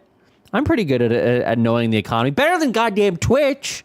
I got an entire team of people there, and they didn't get it right. Accountant, market research analyst, actuary, lawyer, technical writer, writer or author, professor or college instructor, multimedia artist, avoid dental hygienist, dietitian, cosmetologist, retail, restaurant, sales. Yeah, these all sound bad. I would not enjoy any of those. All right. Well, we learned. You can see Zach being an economist. I think I would love being an economist. That's since 2019, the economy, especially in like 2020, as a reaction to the pandemic, that really threw me into in wanting to understand financial markets a lot more. And I've not stopped that thirst for knowledge and understanding the overall stock market and economy and inflation and interest rates and carry trades. Really fun. It's actually really fun. Anyways. All right. Let's get back to this. TwitchCon. Speaking of economy. Speaking of the economy. TwitchCon. Any TwitchCon goers in chat? Any of you gonna be going to TwitchCon? Childhood of comprehensive testing makes results way too easy to manipulate for me. Oh, okay. Junkie, Singletary Infinite, Ben, you're not going. For those ticket prices, forget about it. It is a little expensive. We haven't had a chance to take a look at the schedule yet, but they just posted this the other day. By the way, I want to point out something. Speaking of logic, speaking of being a logician or whatever, I gotta say, I think they're doing some stuff. I think they're making some moves here to try to overwhelm the senses. I'm going yes, still deciding if I'm driving or flying. Those tests are bullshit, but as long as you had fun, I did have fun. It was fun. I want to point out, look at this, okay? If I go back to before TwitchCon Rotterdam. Actually, here, let's just go to the beginning of the year. Enhanced broadcasting, January 8th. 2 days later, 6 days later, 8 days later, 7 days later, 14 days later, 5 days later, 6 days later, 10 days later, a month and a half and a bit later, 2 days later, 5 days later, a month later, a day later, 7 days later, 2 weeks later, a week later, 2 weeks later, a month later, 3 days later, and then we get into August, okay? So a lot of like weeks go by on average. August 1st, 4 days later, 7 days later, 7 days later, 1 day later, 1 day later, same day. One day later, they've been putting out a lot of things in a short period of time. Something weird is going on.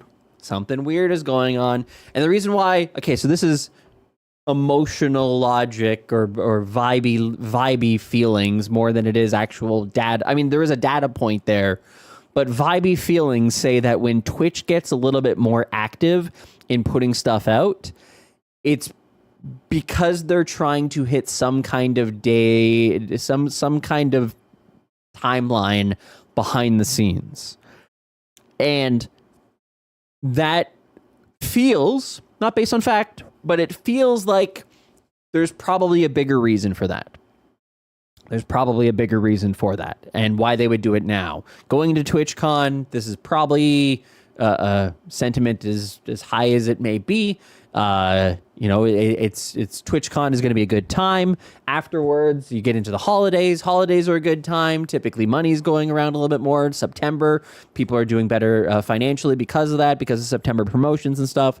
And then, of course, have the holidays where there's October 31st, Halloween. You've got Super Bowl and Thanksgiving. Again, I'm talking U.S., very U.S.-centric here. You got Christmas. You've got my birthday, New Year's. There's just a lot of things that end up happening that are kind of funner, more exciting times. And you've kind of had this really sort of a rough start to a very rough start to the year that hasn't necessarily had significant ups ever since. That app, the forcing of there's just weird things, right? So when Twitch gets super active in posting it, and there's actually, if I go back to 2023,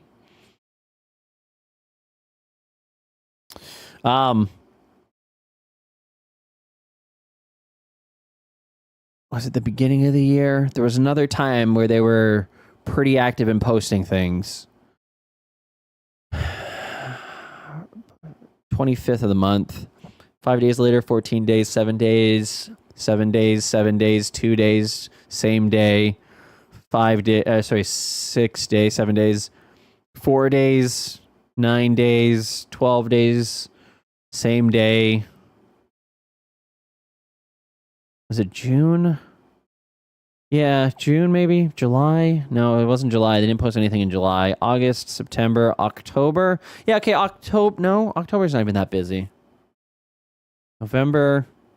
Yeah, okay, here. This is where it was. November 30th, December 1st, December 4th, December 5th, December 8th, December 13th, December 13th. In the matter of 2 weeks, they posted 8 different blogs, and they launched a whole bunch of other shit in that time frame. Speaking of TwitchCon, if anyone wants to meet up, I'm totally up for it. Just DM me. Oh, I should try to help you guys plan a Bussey brunch. I should try to help you guys do that. Anyways, this is just me doing vibey things of being like, something feels odd right now, and I don't know how to place it. And it's just the sentiment that I'm getting from staff, and it's the sentiment I'm getting from their launches, and it's the sentiment that something feels like something. I don't know how to explain it any further than that. But let's go through this blog. Your guide to the hype at TwitchCon San Diego. Bussey Brunch 2.0. I'll brunch the Bussey. I don't think you should say that. I don't think you should say it like that. We're bringing the party back to the San Diego Convention Center this September 20th to 22nd, with tons of activities, exhibitor booths, and interactive spaces for you to explore. Check out our official guide to the expo floor and more. Our presenting sponsors are showing the community love all weekend long. First stop, presenting sponsors. Whether you're attending in person or tuning in from home, our presenting sponsors, AT&T, Capcom, Chevron, and Samsung, are bringing unforgettable experiences for the whole community to enjoy. AT&T is here to help you connect with Twitch streamers and content you love, including a full slate of main stage action featuring head-to-head matchups, live episodes, and community events. Visit the Capcom booth to experience fun activities and exciting updates from the games you know and love. Fuel up your energy by visiting the Chevron booth for streamer meetups, free swag, games, and snacks. Hopefully oil-based. Make sure you get your value there. Stop by the Samsung booth for the ultimate mobile gaming experience, complete with activities and challenges for gamers of all levels. Keep an eye out for more announcements and surprises and exciting adventures from our presenting sponsors. Or not adventures, activities. Expo Hall Madness, which, if this doesn't just sound like it's being written by AI, I don't know what is. Expo Hall Madness?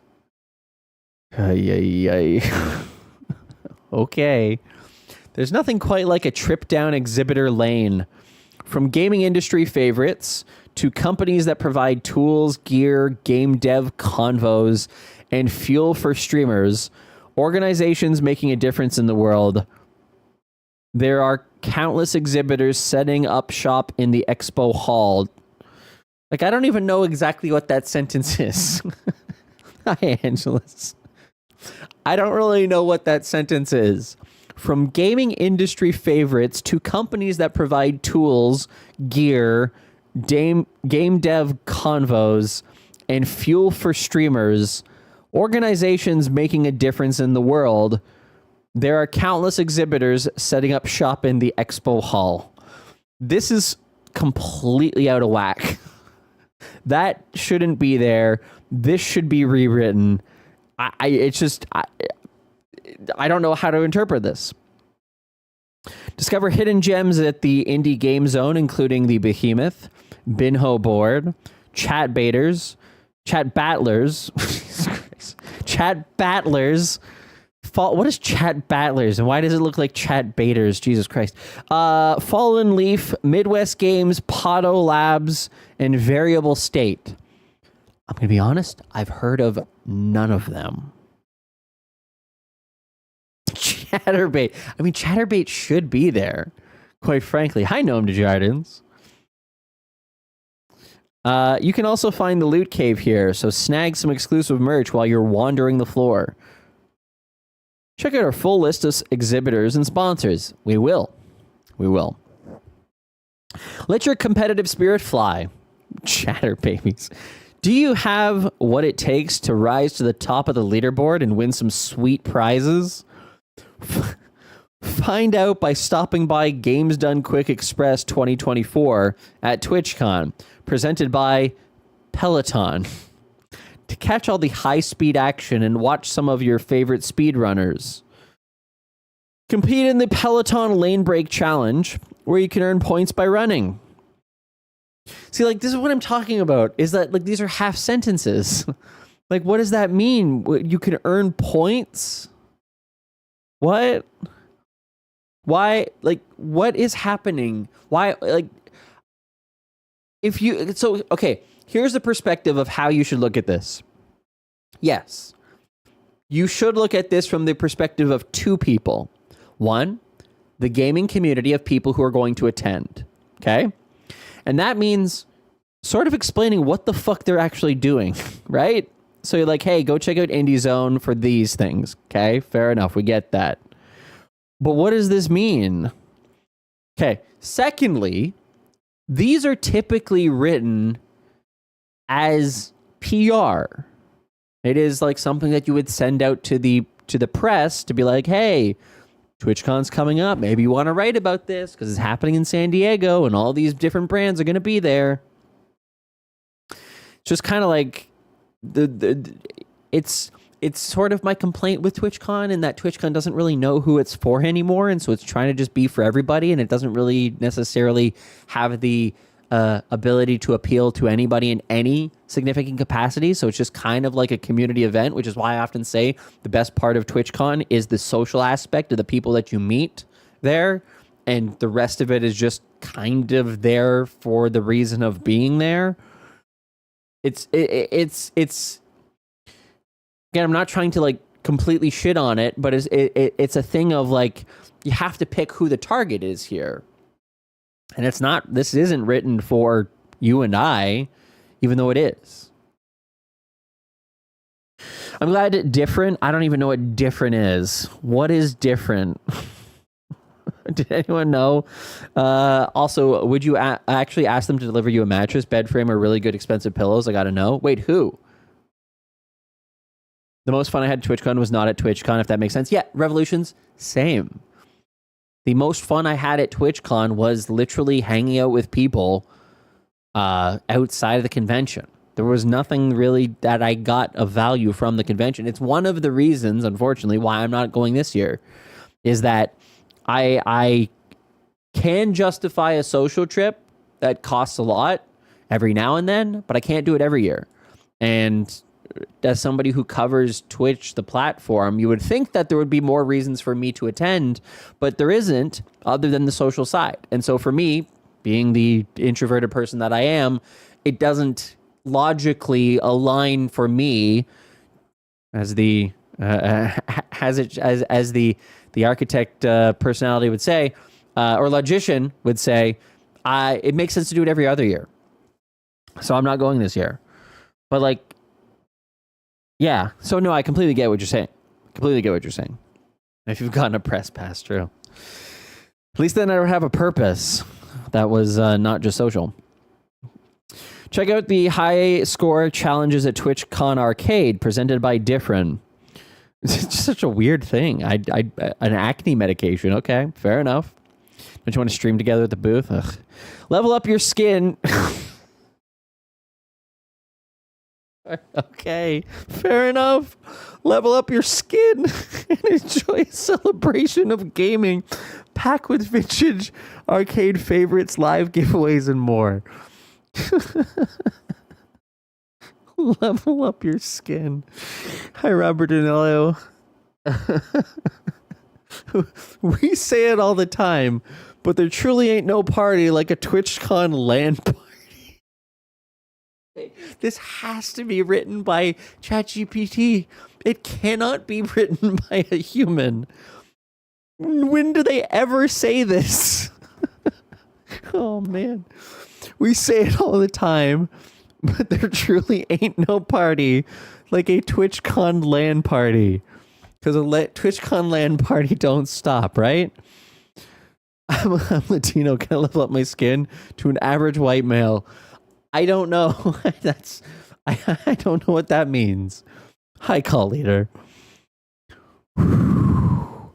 This year, the community. See, hi, Willie. Willie, thanks so much for the follow. It's like, look, this year the community can enjoy capital E. This is what I'm saying. There's weird parts to this. This year the community can enjoy challenges presented by Embark on Friday. They don't link to Embark. What is Embark? Isn't that an insurance company? Yeah, it is an insurance company. RESPs. RESPCT. Featuring the free-to-play first-person shooter, The Finals, as well as challenges brought to you by Battlestate Games, the developer behind Escape from Tarkov. Wait, so does Embark make The Finals? Is that an Embark game?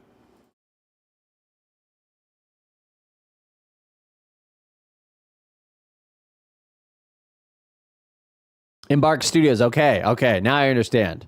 Okay. Got it. On Saturday and Sunday, check out the schedule to see all the challenges you can participate in or watch. Find your community and level up your stream. You can't level up both your skin and your stream. That would be too much. Meet with friends, new and old, and connect with them over a variety of interests and identities at some of the weekend's community meetups. Enjoy live podcasts, game shows, and more at community sessions designed for the Twitch community by the Twitch community. Discover a new passion at the interactive session, such as makeup tutorials or improv lessons, or grab a bite at one of the food stands and vibe to live music at the Kappa Cabana DJs, singer-songwriters, and more. It's also they're missing words in that, but okay. TwitchCon also offers tons of opportunities to pick up new skills to take your stream to the next level. Learn best practices for growing your community, working with brands, and more at Creator Camp. Visit the streamer station powered by Streamlabs to try out the latest Streamlabs desktop features and Logitech G gear. Stick around for workshops where you can pick up some new tips and tricks from top streamers. Keep an eye on the show schedule so you don't miss any of the exciting sessions happening IRL and online. Good art, chill lounges. Wander Artist Alley, where painters, sculptors, illustrators, and more show and sell their crafts and designs, or the Friendship Room, which offers activities like bracelet making. Yeah, see, again, that's a half sentence. They put 2 half sentences together that aren't actually making it a full sentence. In terms of like actually writing a description here, you have too many things that you're trying to pack into that are completely unrelated to each other. So you're not going this year. You're going to be doing another Dan Runs watch. What's a Dan Runs watch? I get they fired everyone, but someone could have still proofreaded this. Yeah. Wait, what? Is it live music or is it a DJ booth? So it's kind of both. That's why I said that they're missing some stuff here. Grab a bite at one of the food stands. And like, again, these are disconnected. Grab a bite at one of the food stands and vibe to live music at the Kappa Cabana. DJs, singers, songwriters, and more. So like, they're missing words. They're missing words in terms of how these sentences actually connect to one another. Final footage. Oh, maybe. Yeah, maybe we'll do that. Kappa Cabana usually has a mix of things for the event. Yeah. Yeah, but they can still write it as hang out at the Kappa Cabana where you'll have live performances from DJs. There'll also be singers and songwriters, and this would be a good opportunity to actually link some of them. Like that's the inherent downside here is that this is all a sponsor. This is as I said, is this written for the community? If it's written for the community, you probably want to include those things, but it's not written for the community. It's written for the sponsors. That's why only the sponsors are mentioned in this. So all the things you can do at TwitchCon, this isn't meant for us. This is for the news media. This is for them to send out to Kotaku and whoever. So that's why I'm saying I'm confused about who the audience is for this. It feels like they're trying to target this community, the people who are attending, but in reality, they're doing a bad job at that. And they've created something that they've posted as a blog for the community, but it's not for the community, if that makes sense. So like that's the issue that I'm having here in reading through this is that who is this for? Because I'll also point out news media also probably going to actually struggle with this one. As somebody who has worked on the PR side, the press release side, and also of somebody who has received media releases and continue to receive media releases, this is also poorly written for that aspect. Because if you're trying to come up with a story here, what's the story? Brands show up together at San Diego from September 20th to 22nd, somewhat unrelated brands to each other. There's not really a story there.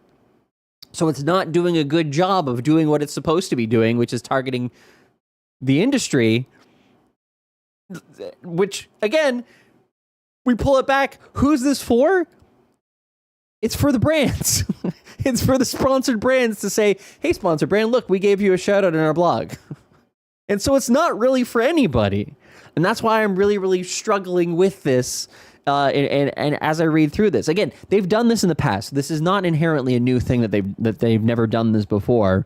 But it's just like this one is particularly bad. Some of the ones in the past have been a little bit better.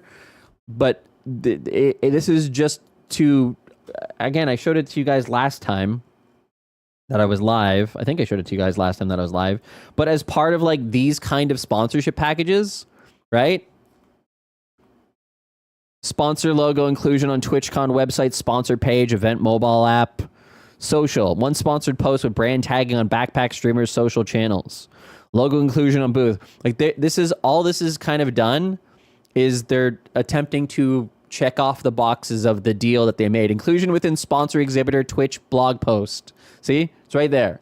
So this is who this is for. It's not for the community. It's not for the media. It's to satisfy the agreement that they made when these people agreed to be sponsors of the event.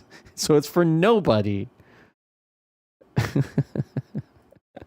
It's just kind of weird in that you can do that, but then also create a document that is valuable to the community who is attending.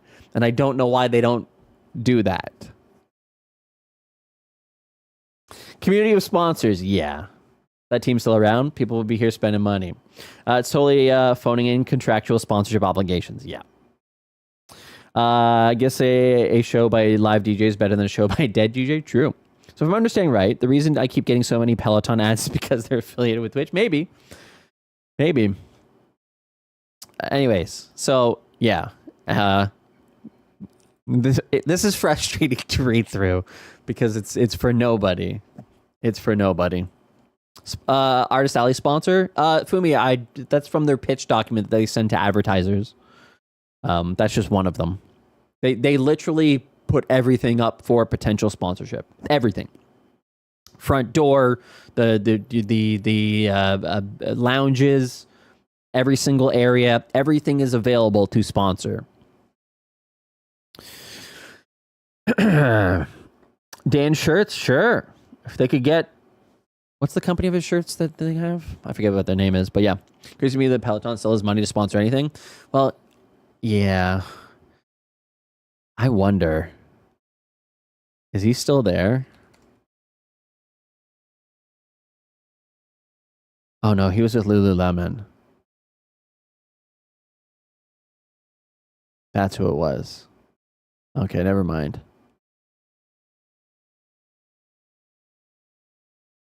Never mind. Bits. Can we get TUS.GG sponsored dance? If that was viable, As I would do someone it. that was in the room at Park South when Yes. Twitchcon was announced. Yes. What this thing is now is not what they envisioned. Yeah. Again, this is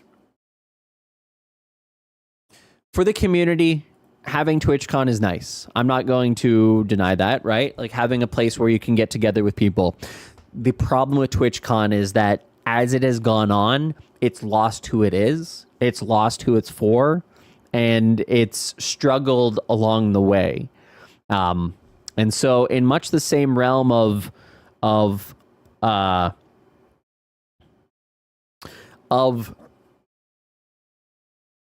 who this is for, and as like the site has kind of contracted because of the pandemic bubble, the people who are buying tickets is also kind of declining. So it is a kind of thing of, my hope would be, and I've said this for 2 years now, is that I would love to see Twitch refocus on what they want TwitchCon to be. Is TwitchCon for streamers? Is TwitchCon for streamers to meet their communities? Is TwitchCon just a community event for every single 13 to 21-year-old to watch a Minecraft session or panel? What do they want it to be? And I think if they define what they want that to be, because right now it's all of those things. TwitchCon is for everyone and everything, no matter what you're into, no matter what you do, no matter where you are, TwitchCon is for you. And by being for everybody, they're inherently kind of being for no one. It doesn't have a good way to properly serve the entire community because it doesn't know what it wants to be. And so an example of that is you take a look at all of the video and photo of Gamescom. Who is Gamescom for? Gamescom is for people who like games. And they do have some element of things that is related to, okay, well, there's TikTok is there and Elgato is there, so there's some element of creator aspects to it. But like their core focus is games. TwitchCon, is it for the streamers? Is it for the viewers? Is it for games? What is it for? And so it's kind of been a little bit of everything. And I think that's a really hard sell when you don't know who your audience is that you're actually trying to target to attend these things, which makes it hard. It doesn't have a definition of what it wants to be. And so much the same way that something like VidCon, which VidCon also is kind of on the decline now as well. VidCon started very, very clearly in what it was for. VidCon was for, they had an industry tract and then they had a community tract. And I'm not saying tract, but I meant track. And you had your industry days, and so you're there, and you're meeting brands, and you're meeting people, and then and as a creator that you were there. The Green Brothers sold it. They did sell it, yes. They were there. You were there for a specific purpose as a creator. It was a networking opportunity. It was a party opportunity. It was getting together and meeting all these different creators and brands and businesses and signing deals and shaking hands and meeting people. And then it had the kind of the community side of things, which was an opportunity to meet community and be on panels and talk to the general community and be entertaining and do podcasts. And so you had both sides. And so people who were presenting there in terms of how they actually functioned offered those two things. It knew what it wanted to be and knew what it became. And now it's kind of struggling again to figure out what it is. It's just kind of for everybody. So, and that's inherently because of Viacom, but yeah. So anyways, it's yeah. With TwitchCon, great events. I think they should continue to do them, but I think that they should probably try to go, hey, let's get bold in concept here. We've done the safe thing of basically trying to be for everybody. Let's stop being safe. And I think this is true for Twitch overall. Twitch feels a lot like it's doing things for the past rather than the future and trying to be something that it's not. Be bold and take a step being like, you know what? We are going to do a TwitchCon that is split between this and this. Or maybe we're going to just have a TwitchCon for creators and then have a TwitchCon for community, and they'll be a little bit smaller, but then they're focused and the intent is there, and it's a lot of concentrated value that is created for the people who attend. So if you are an affiliate, you are a new partner, there's a lot of concentrated value there that you know you're going to go and you're going to come out with the full business mind of why you attended that. And then if you are a larger creator, because like the experience of me going to TwitchCon or Spirit, you going to TwitchCon or Singletary or whoever is going to be significantly different than Hassan Abi, Pirate Software, any of the Minecrafters. Like, it's just a different kind of audience that's going to be interested in the reasons why you're going and attending versus the reason why they're in fact attending. I would assume that a lot of people are attending for the overall community rather than the business side. Anyways, maybe I'm just talking in nonsense. Hi, Snapping Neurons. The party is definitely for communities, but that requires a TwitchCon ticket and extra payment. Yeah, $110 for a ticket, by the way, is a big rate. Absurd. That's a lot of money to spend on a ticket for an outdoor block party. No offense, but like when I saw that they were going to be doing a block party, I was like, oh, that's cool. They're going back to like something that's be like $20 or something. And then, or maybe even better, it's free for everybody. So you get like 20,000 people, maybe not that many, 10,000 people, maybe not that many, 5,000 people all within 3 or 4 blocks. And like people are sitting down at these restaurants and it's a really great opportunity to kind of jump from place to place.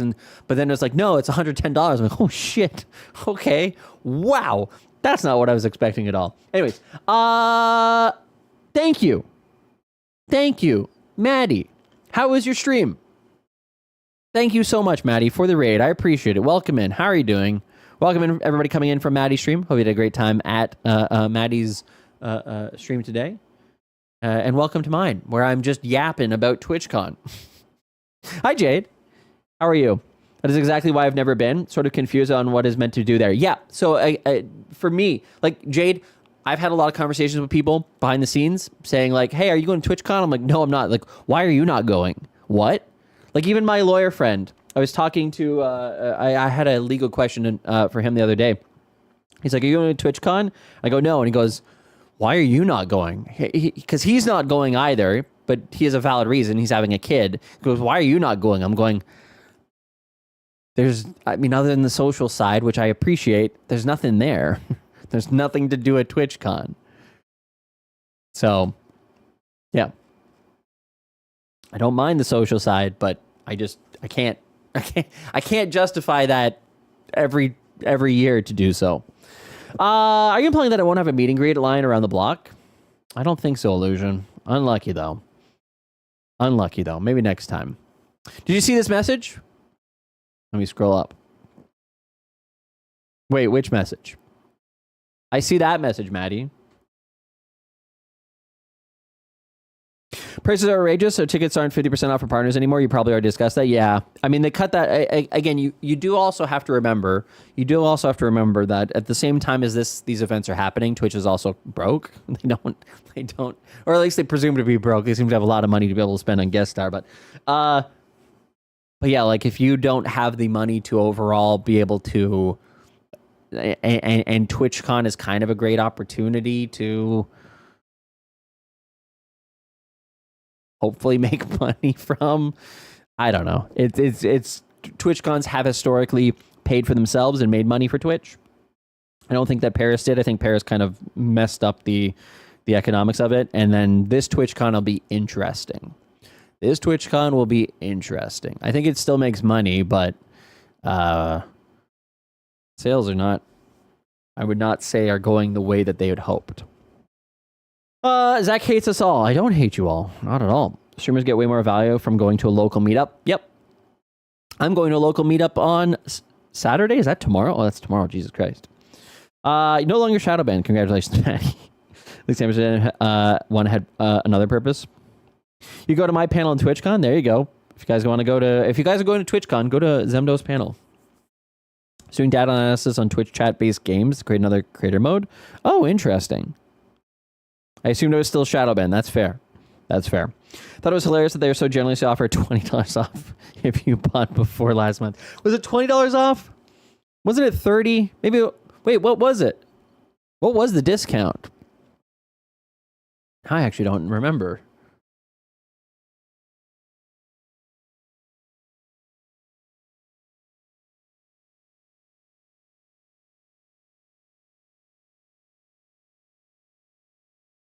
Right now. I've already bought my tickets. I'm so excited. Getting to meet all of my friends in a really exciting city. Getting to meet my Fun fact, I don't think any of these people bought their ticket. community again. I'm excited to see what happens. I'm about 80% sure they got theirs comp. Rivals Ultimate Challenge. You better believe it. You got to meet. See you, Andy. Oh, it was only $20. Wow, it was $20. Oh, and you had to buy the block party too. Man, I blanked that entire promotion out of my brain. I was just like, that's not a promotion. That's not a promotion at all. I guess for some creators, all the brand meetings during the weekend is a reason to go to TwitchCon. Yeah, maybe for some. My problem with it is that you can have the same kind of meetings over Zoom. It's not like we live in a time where you don't get to meet these people anymore. I mean, I guess if you've never met anybody who handles these brands, sure. But I don't know. It's rough. Reject all. Fresh pasta, bluebell, green olive, acorn. Beach. Is this for Minecraft? What am I looking at? I don't know what I'm looking at, by the way. It's like, when do you think the TwitchCon app will be updated so we can plan, schedule an app?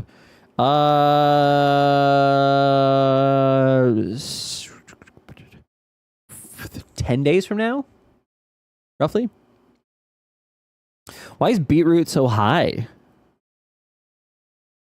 It's game data, item spawns. Is it Minecraft? A lot of this looks like Minecraft. Except for the fresh pasta and spelt green. Why do you have 2 green olives? Why do you have 3 green olives?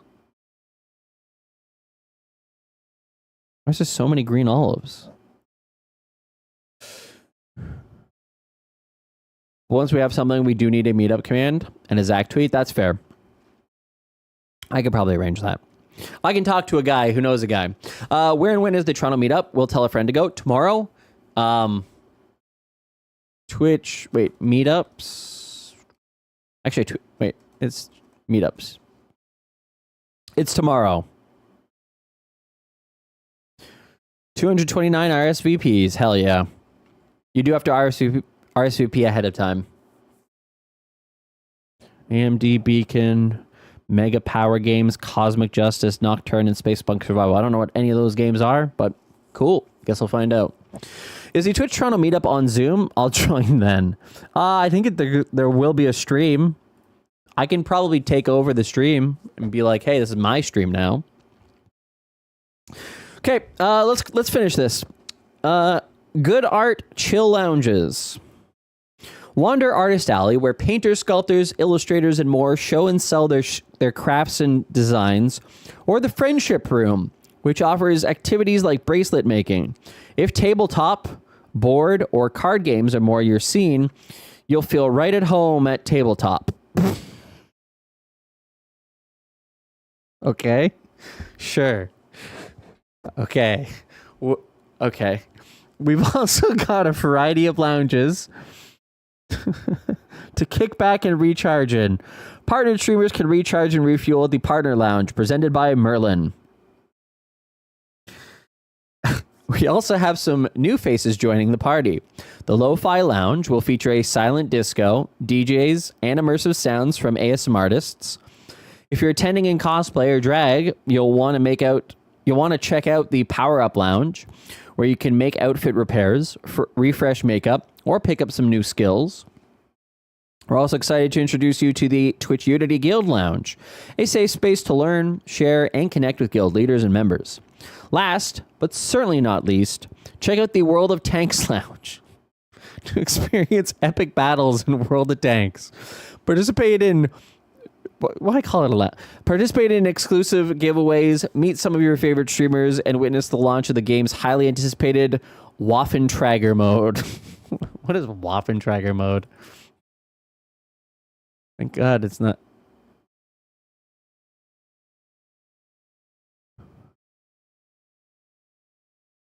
Tank destroyers? I was planning on going to TwitchCon, but probably I was planning to go to TwitchCon, but probably would have gone if asked to perform on site. Actually sent it in context of a stream interactive performance over 2 to 3 days, but I think they're continuing to push the DJ thing. I think they are, yeah. Yeah. I don't know what that means exactly. Good old Waffentrager mode. I wasn't sold before, but Waffentrager mode roped me in. Hell yeah, Sheen. It's about time. Wait a second. They said last but certainly... Oh, as it relates to good art and chill lounges. Got it. Catch all the competitive action at the Twitch Rivals Arena, presented by State Farm. No trip to TwitchCon is complete without catching some of the action at the Twitch Rivals Arena, presented by South. Wait, did they just repeat the sentence as the same title? How much did State Farm pay them? They didn't do that for anybody else, did they? No. Huh. Okay.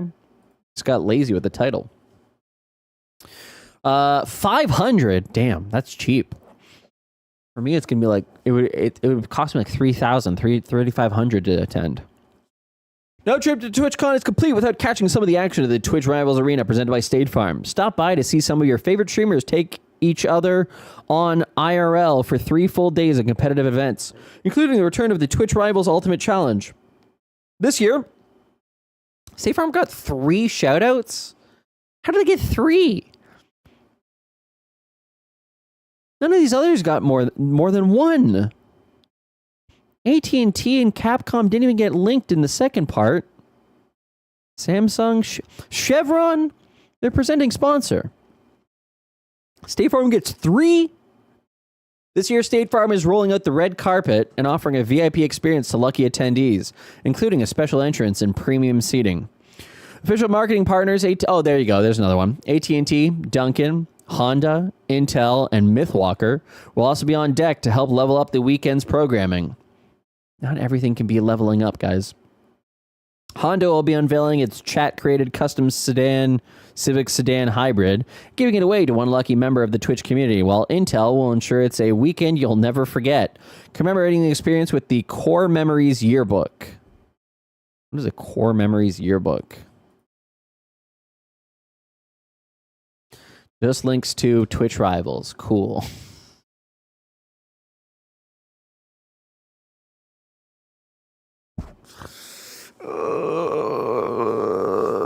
Imagine letting Chevron sponsor you. I mean, if they give me $20,000 for... I'd do it. I'll tell you right now, I'll take a Chevron sponsorship for $20K. But that's it.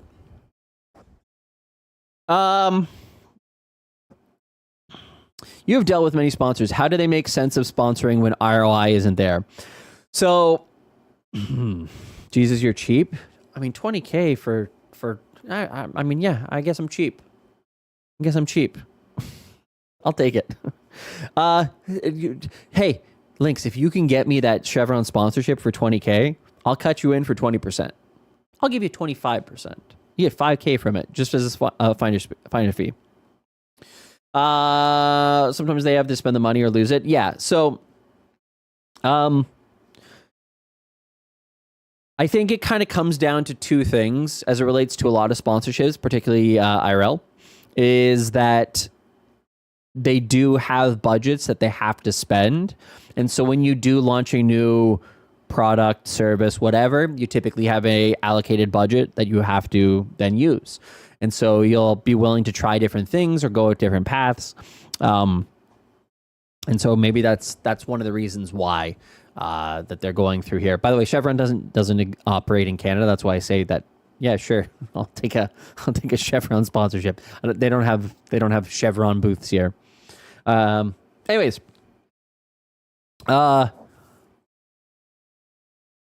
yeah.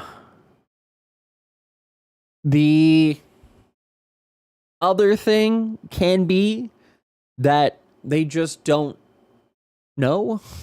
If they don't, it's why you do see a lot of churn. Like if you take a look at Twitch's, I was looking at this actually last night because one of the things that is very, very interesting about this, I'll say that in a second. Let me finish my thought. If you don't inherently have any experience with TwitchCon, you don't necessarily know what the ROI is, what the experience might be. But it is one of the reasons why Twitch does seem to have a lot of churn. Like there's not a lot of people that show up multiple times. It's pretty rare. It's maybe why State Farm is getting 3 shoutouts in a single thing here. Because they've done it for a long time. They've been part of it, and they probably have part of a bigger package related to like that Fortnite world that they launched and some of the creators that they're directly partnered with. So they do have deeper ties in that regard. So they're finding ROI in different ways. This is just another way that they're kind of building out the overall package of that ROI. But yeah, I mean, one of the things that Twitch probably doesn't love is that you do have a lot of brands that are showing up to San Diego and hosting their own events outside of the convention. So they're hosting it at Airbnbs or meetup halls or taking it at a restaurant and inviting all their partners to it or whatever.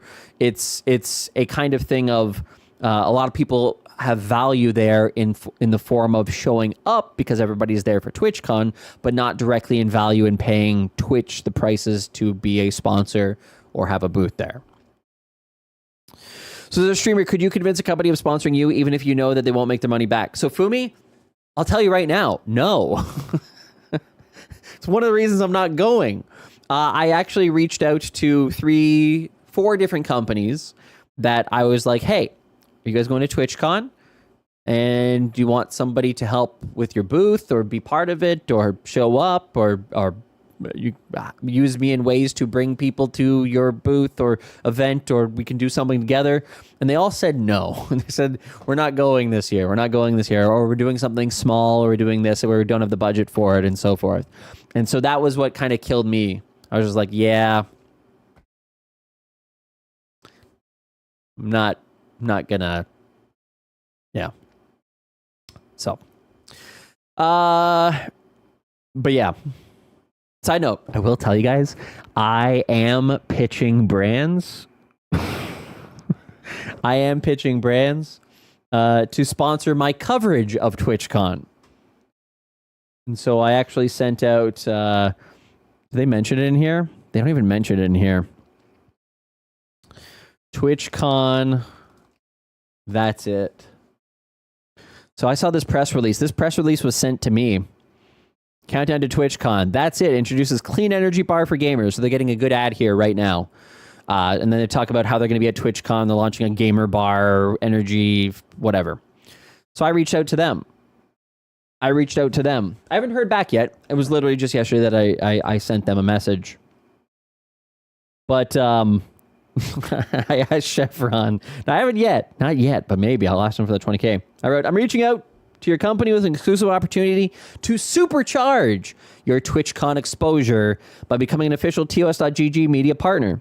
My name is Zach Bussey. I'm a prominent, trusted streaming analyst in the live creator space. I cover TwitchCon on social media, blah, blah, blah, blah, blah, blah. As part of a partnership, I can incorporate your brand into my socials, on stream, displayed in videos, and messaging shared in my newsletter. This offers a great way to hammer home your presence at TwitchCon among streamers who attend and those unable to be there in person. If you're interested, please let me know. Yeah, supercharge. You gotta use the marketing terms because that's what they like to hear. They like to hear those marketing terms. It's how PR and marketing people respond. They go, "Ooh, I know that word. That's a word I like." If you ask Keelan Weston, not yet. Anyways, so if I do have a presenting sponsor of my TwitchCon coverage, now you know why. We've supercharged their access to supercharge their TwitchCon coverage. How do you explain you are valuable when the brand don't understand the streaming space? Well, you talk to brands that understand the streaming space. You reach out to Duncan or Honda or Intel. You try to find the right people that match up with the people who already know that they're going to be at TwitchCon's convention and double dip off of that. Or you see a brand that advertises on Twitch. That's a great amount of research. Why do you have a chevron emote? Why do I have a chevron emote? God damn it. Send in the slideshow that Zach went over last TwitchCon. Let me finish this. Official marketing partners. Because Chevron is the official sponsor of this chat. That is true. That is true. The chat is sponsored. You guys are a bunch of oily bunch of oil spillers. I just lost the sponsorship. Official marketing partners AT&T, Duncan, Honda, and Intel and Mythwaver will also be on deck to help level up. I already read this part. Looking forward to programming. Wait, what? Oh, look forward to programming like Raid Launcher presented by AT&T. Guessing with Duncan. Mythwalkers, Myth or Meta, and more. None of these things sound. What are any of these things? Tossing with TOS.GG. Banging around with Bussey. Like, what are these things? This is so frustrating to read. While you're exploring the show floor, don't forget to visit the Mythwalker booth for a chance to win prizes, talk to developers, and try out the game. Tossing some Bussey. And don't forget, if you can't make it to San Diego, you can watch everything live from your home in your pajamas on /Zach Bussey. So you're coming, right? This is only a handful of the activities and attractions you can see. This is what I'm saying.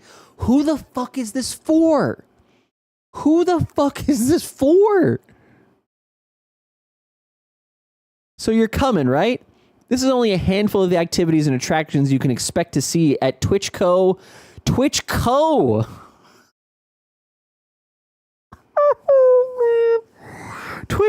San Diego. No capital. So start planning your weekend. If you're tuning from home. It can't be real. This can't be real. If you're tuning from home, visit twitch.tv to catch all the programming from Twitch, your favorite streamers, and the sponsors who are helping to make this the best TwitchCon yet. Oh, fuck. But here's the problem. What the fuck? This is only... Keep in mind, the title is So You're Coming, right? As in, you're planning to attend TwitchCon.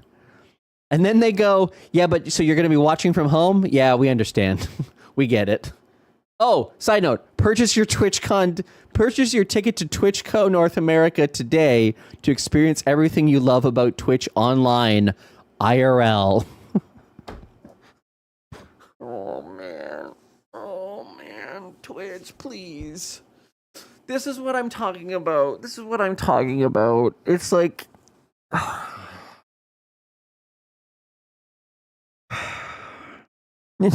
you want... They just don't do.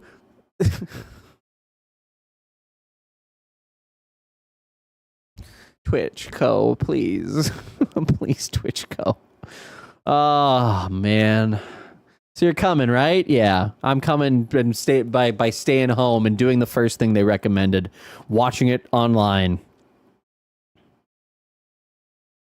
But like even this, by the way, purchase your ticket to TwitchCon North America today to experience everything you love about Twitch IRL. They don't even need to have the online part there. The implication is that Twitch is online. Right, I'm gonna come. Fuck you. Who did that? God damn it, Aureus. Don't come. Don't come. Don't come. To steal Kamalism. Can you knock on Dan's stream so we can talk to you via the van?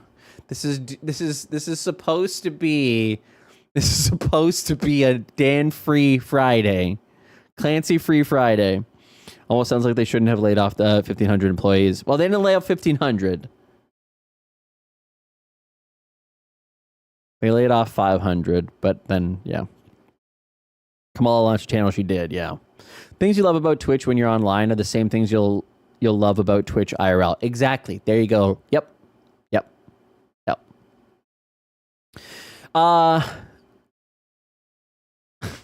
Thank you.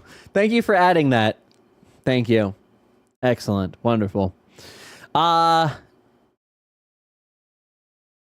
They've gone from about 2,700 to 1,400. So, what's that? 1,300 drop off? Anyways, these blogs are, again, it's one of the small things that I wish Twitch, in much the same way that TwitchCon, figure out who it's for and provide some more direct marketing related to that. These kind of things are literally just like, this is like, hey, you have an essay due tomorrow. And it's like, oh, fuck, we have an essay due tomorrow. All right, that's good. Send it out. We're fine. And it's to appease the advertisers. But again, the advertisers they're not necessarily going to read it. But it's throwaway content. There's no value in it. And that's frustrating to me because you can create something of value here. You can use this as marketing opportunities with the community to explain, hey, you've never gone to TwitchCon before? Here's a list of what's happening. Here's what's going on. Like, again, even these things. If I was to describe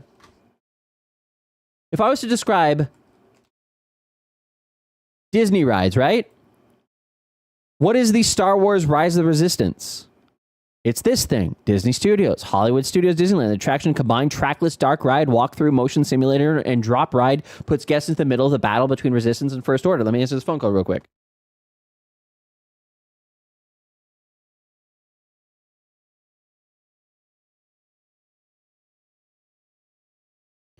So, like, this is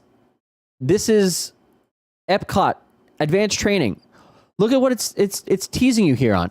Get ready for the next space mission by virtually flying over the surface of Mars in a jetpack. Race against other players to send a rocket into space. Make and send video postcards from the very edge of space. The smallest space explorers will be inspired to reach for the stars, blah, blah, blah, blah. It tells you exactly what you're going to kind of do here, where it is on the map. It shows you a little picture. It gets you excited for, hey, I want to check that out. That sounds cool. Train your next Mars adventure at the high-tech play area featuring space-themed games and activities for all ages. Okay? What does this tell you? Like, any of these. What is the Raid launcher presented by AT&T? What does that mean? What is the Guessin' with Duncan? Like these are those things that are opportunities for Twitch to fill out the TwitchCon page and tell you what the fuck you can do. Okay? Like, here's your presenting sponsors and exhibitors. Duncan. Not even on the list. Duncan's not even on the list. So I don't know how that happened. Guess you gotta come IRL to find out. Scintilla, stop it. Stop this madness. It's just those are the things that I think would help Twitch. There's missed opportunities in these kind of things. Mythwalker, are they on this list? MYTH. Mythwalker is not on the official list of presenting sponsors and exhibits. And they're literally mentioned.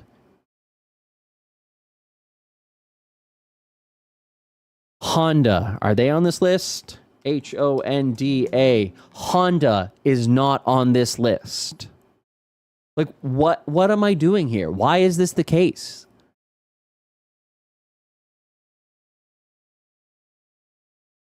There's another sponsor. Logitech. Find Logitech. There we go. We've got Streamlabs and Logitech. Join Streamlabs and Logitech G at the TwitchCon. Experience our workshop with top creators sharing tips on creating interactive and engaging live streams. Visit the streamer station sponsored by Streamlabs and try out the latest Logitech gear and Streamlabs desktop feature. Okay, what's missing? Booth ID, an image of the proposed booth, or what they might do. Anything to make this more valuable to the person. Again, this is why I say Twitch doesn't know who it's for, and people who are looking at this who don't know what TwitchCon is aren't going to be very well, they're not going to pick much up from this.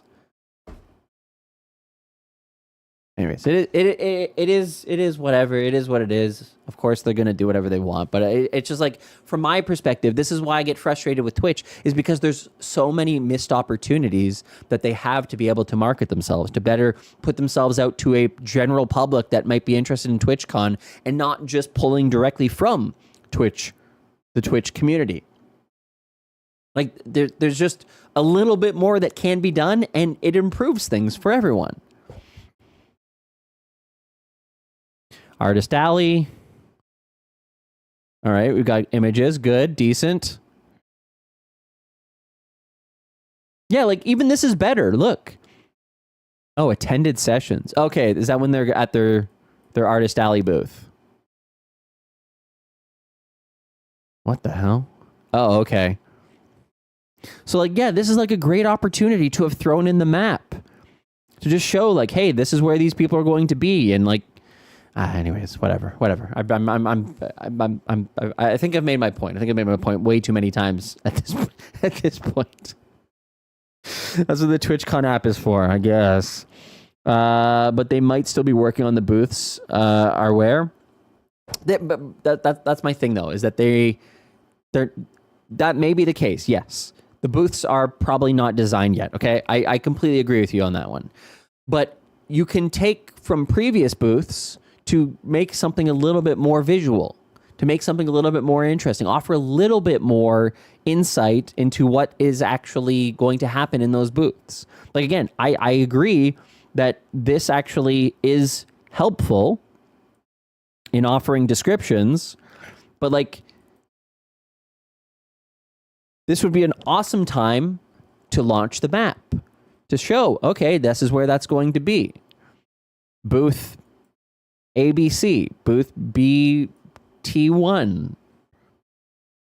Anyways, it's all just like, if I was in charge, if this is what I'm talking about right now, this is my approach to this. If I was in charge, I would probably want to do more of that kind of stuff. I would probably want to flesh this out to feel like it is more of, hey, this is what you can do at TwitchCon. Here's the things to do. Here's some suggestions. Are you looking to have a creator experience? Are you looking to have a viewer experience? If so, here are the sessions that we recommend. Here, if you're a creator, if you're an affiliate, here's what we recommend. Go to this booth, this booth, this booth, this booth. Like, I think that there's ways to actually make this more engaging, to target and make the overall experience better. Again, as I said, as the experience is for many people, TwitchCon itself doesn't actually have a lot to do.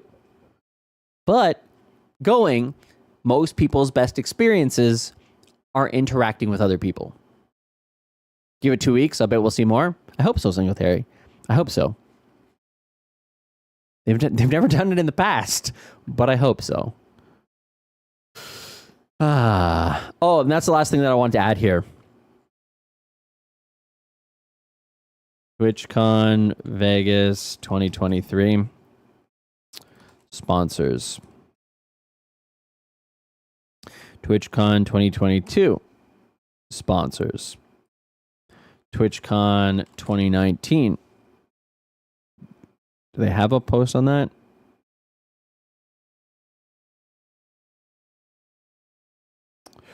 Doesn't look like they do. There you go. 2018. Okay.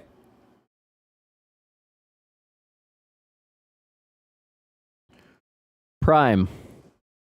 Level up TwitchCon with Twitch Prime. Twitch Prime members unlock exclusive perks, including a $10 credit and free Twitch tote bag at the Loot Cave. This is in 2018.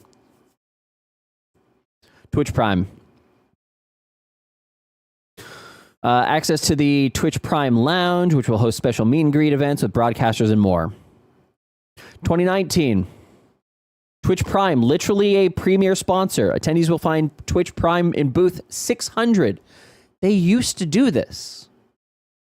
Just look for the big blue crown. Twitch Prime will host a TwitchCon passport activation, which patrons can complete activities, get stamps, and win prizes. There will also be a Twitch Prime live show, photo ops, and meetups hosted at the booth.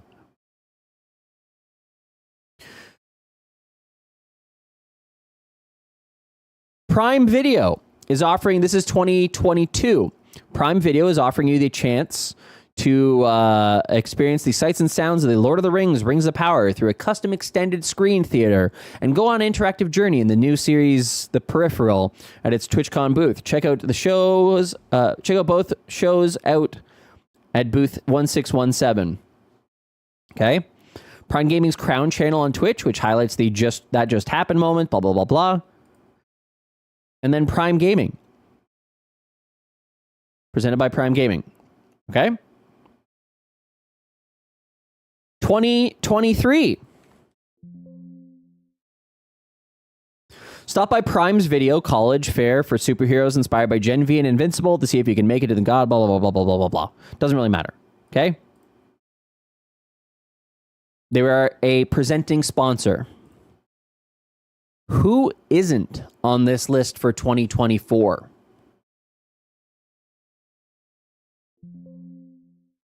Prime.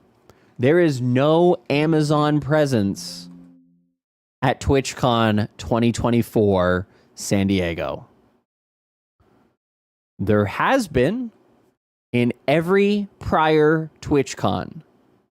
This is the first that Amazon has no presence at.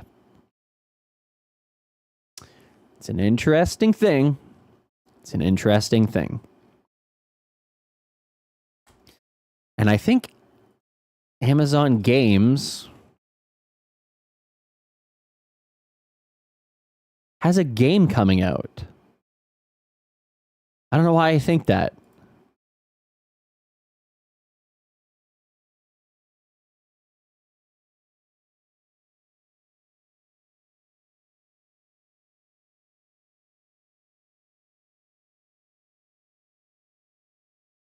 Anyways. CEO Dan Clancy is currently driving while streaming, which is a direct violation of community guidelines. So that's fun. Yeah, a new follower. It's Dan. He's going to do whatever the fuck he wants.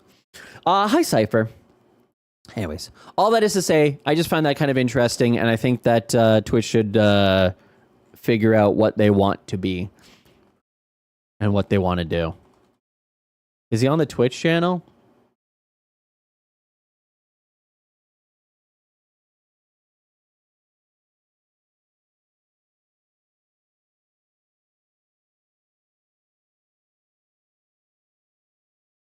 An issue because I'm driving. Everything is hands-free. No, meaning I have an icon on the car. Like there's something not working in it. Oh.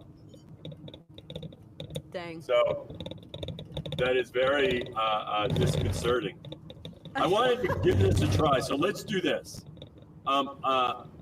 Do a song for us. Go back to the song you were doing. Go back? Okay, well. Yeah, or do a new song so that my stream can hear you singing. Okay. I don't know how long I'm going to do this. Okay. Right? It's pretty dangerous. Pretty dangerous. Because how is he accepting the calls with Stream Together? There's no way there's a Bluetooth button that he's just pressing or the voice activated. Anyways, doesn't matter. Good thing Dan doesn't read chat. True. Good point. Good point. Good point. This would definitely be illegal in Europe. Yeah. Dangerous or distracted driving, for sure. What happens if he opens his door?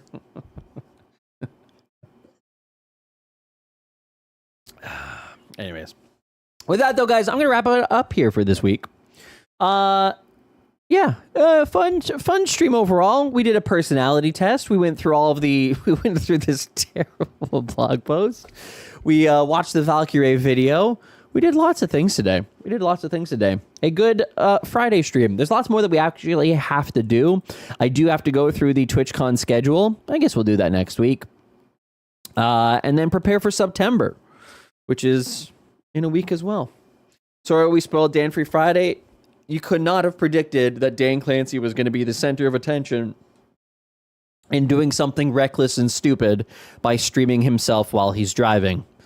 And having to approve people joining via Twitch chat while he's driving. But hey, that's... yeah. If he gets into an accident, at least it's live streamed. It'll make a good clip on... That sounds dark. That sounds fucking dark as hell. I'm going to stop right there.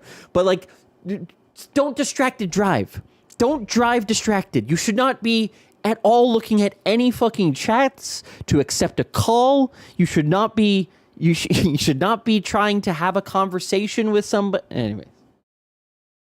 That's a whole other thing. He's probably got a producer doing it. I hope so.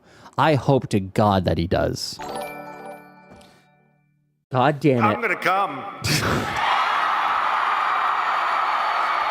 God damn it. Pretty sure Mike and Wire should not be over him like it is. Who did that? Who did that? What the fuck? It took him 20 minutes just to get everything working correctly. Oh boy. Oh boy. Hi K-Jack, by the way. Thanks so much for coming by. Yeah, I do want to read through this article too. How to prepare for September on Twitch. I think this is an actual good, valuable piece of content that the Creator Camp has put out, and I'd love to see them do more of this kind of stuff. And so, I know that this is probably Ray Apollo. Maybe it is. I actually don't know for sure. I'm saying that, but confident. I have no idea. I would assume that Ray Apollo has some kind of hands on this, and as such, I definitely think it is a positive thing to take a look at and see what they're actually saying here. It does look like it's a little bit lawyery, but anyways, we'll take a look at how it goes. All right, with that, let's find somebody to raid. Hey, YouTube. I don't know if anybody's still on the YouTube stream, but thanks so much for being here, YouTube guys. Growly Bear, Pearl Stalker, Monica, Loves Indie Games, and everybody else who is watching over on the YouTube channel. If you're not already subscribed here, hey guys, Twitch, go to the YouTube channel, _YouTube, subscribe to my YouTube channel for additional content there that I'm going to be putting out. I recorded another video today.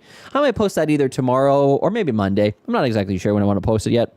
But yeah, go subscribe to the YouTube channel there.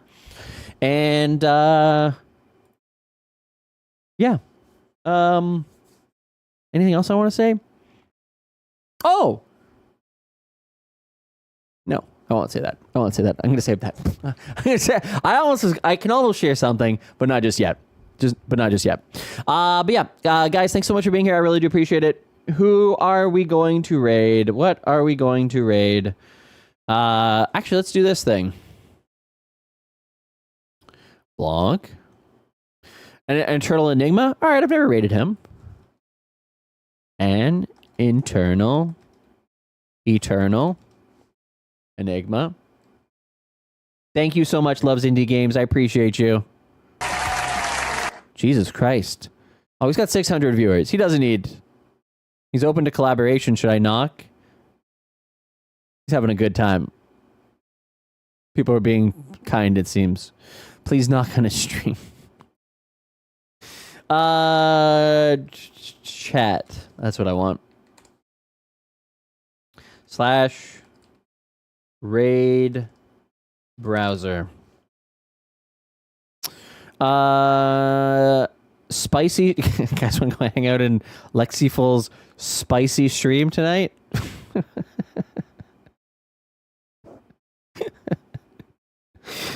Anybody who's rated me that I haven't rated? Pizza Princess G. She's got 500 viewers. She doesn't need it. Oh, Guy Judge. Do the first one.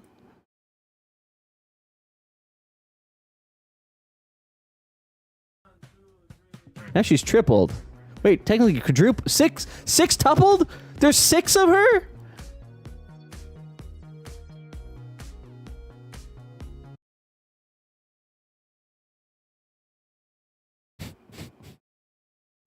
Similar or smaller.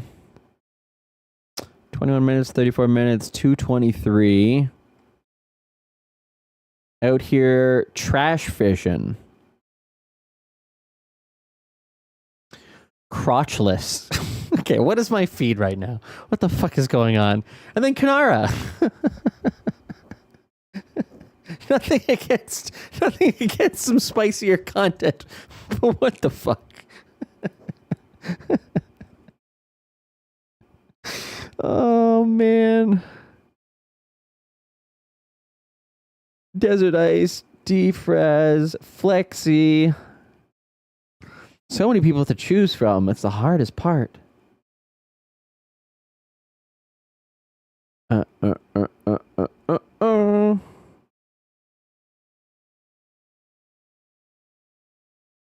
Cassis we rated the other day. Are you Dan Clancy? Zach is a Coomer. Seems like it, doesn't it? Sweets. I know Sweets. Toasted Latte. Sarah Daniels. Evora. Dangerous Dolly. Spicy Cow. Sunset Starblast. Marianne. Guy Judge. Cat Girl Next Door. Let's raid Guy Judge. They rated us.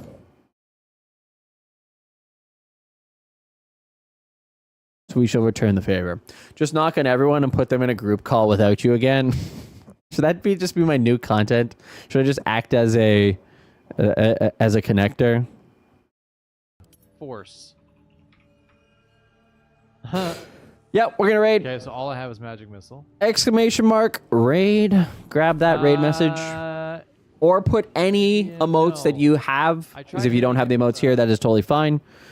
Yeah. It seems to apply auto processing to focus on speech, completely killing music stream together. Great Hammer, is that what they're called? Hell yeah. Yeah, well, what happens? That's what happens. I don't know. Anyways, guys, thank you so much for being here. I really do appreciate it. Thank you so much for a fantastic week of streams. Well, somewhat spawned by some level of my own rage and Twitch's weird decisions. But yeah, no, I appreciate you guys being here as always.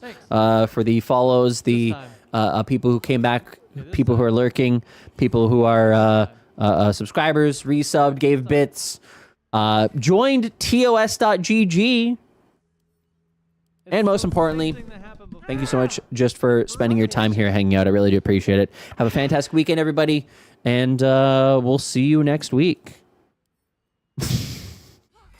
I thought that's what I heard. I thought that I wasn't 100% sure, but I thought that's what I heard, Aureus. God damn it. All right. Goodbye, everybody. See you later.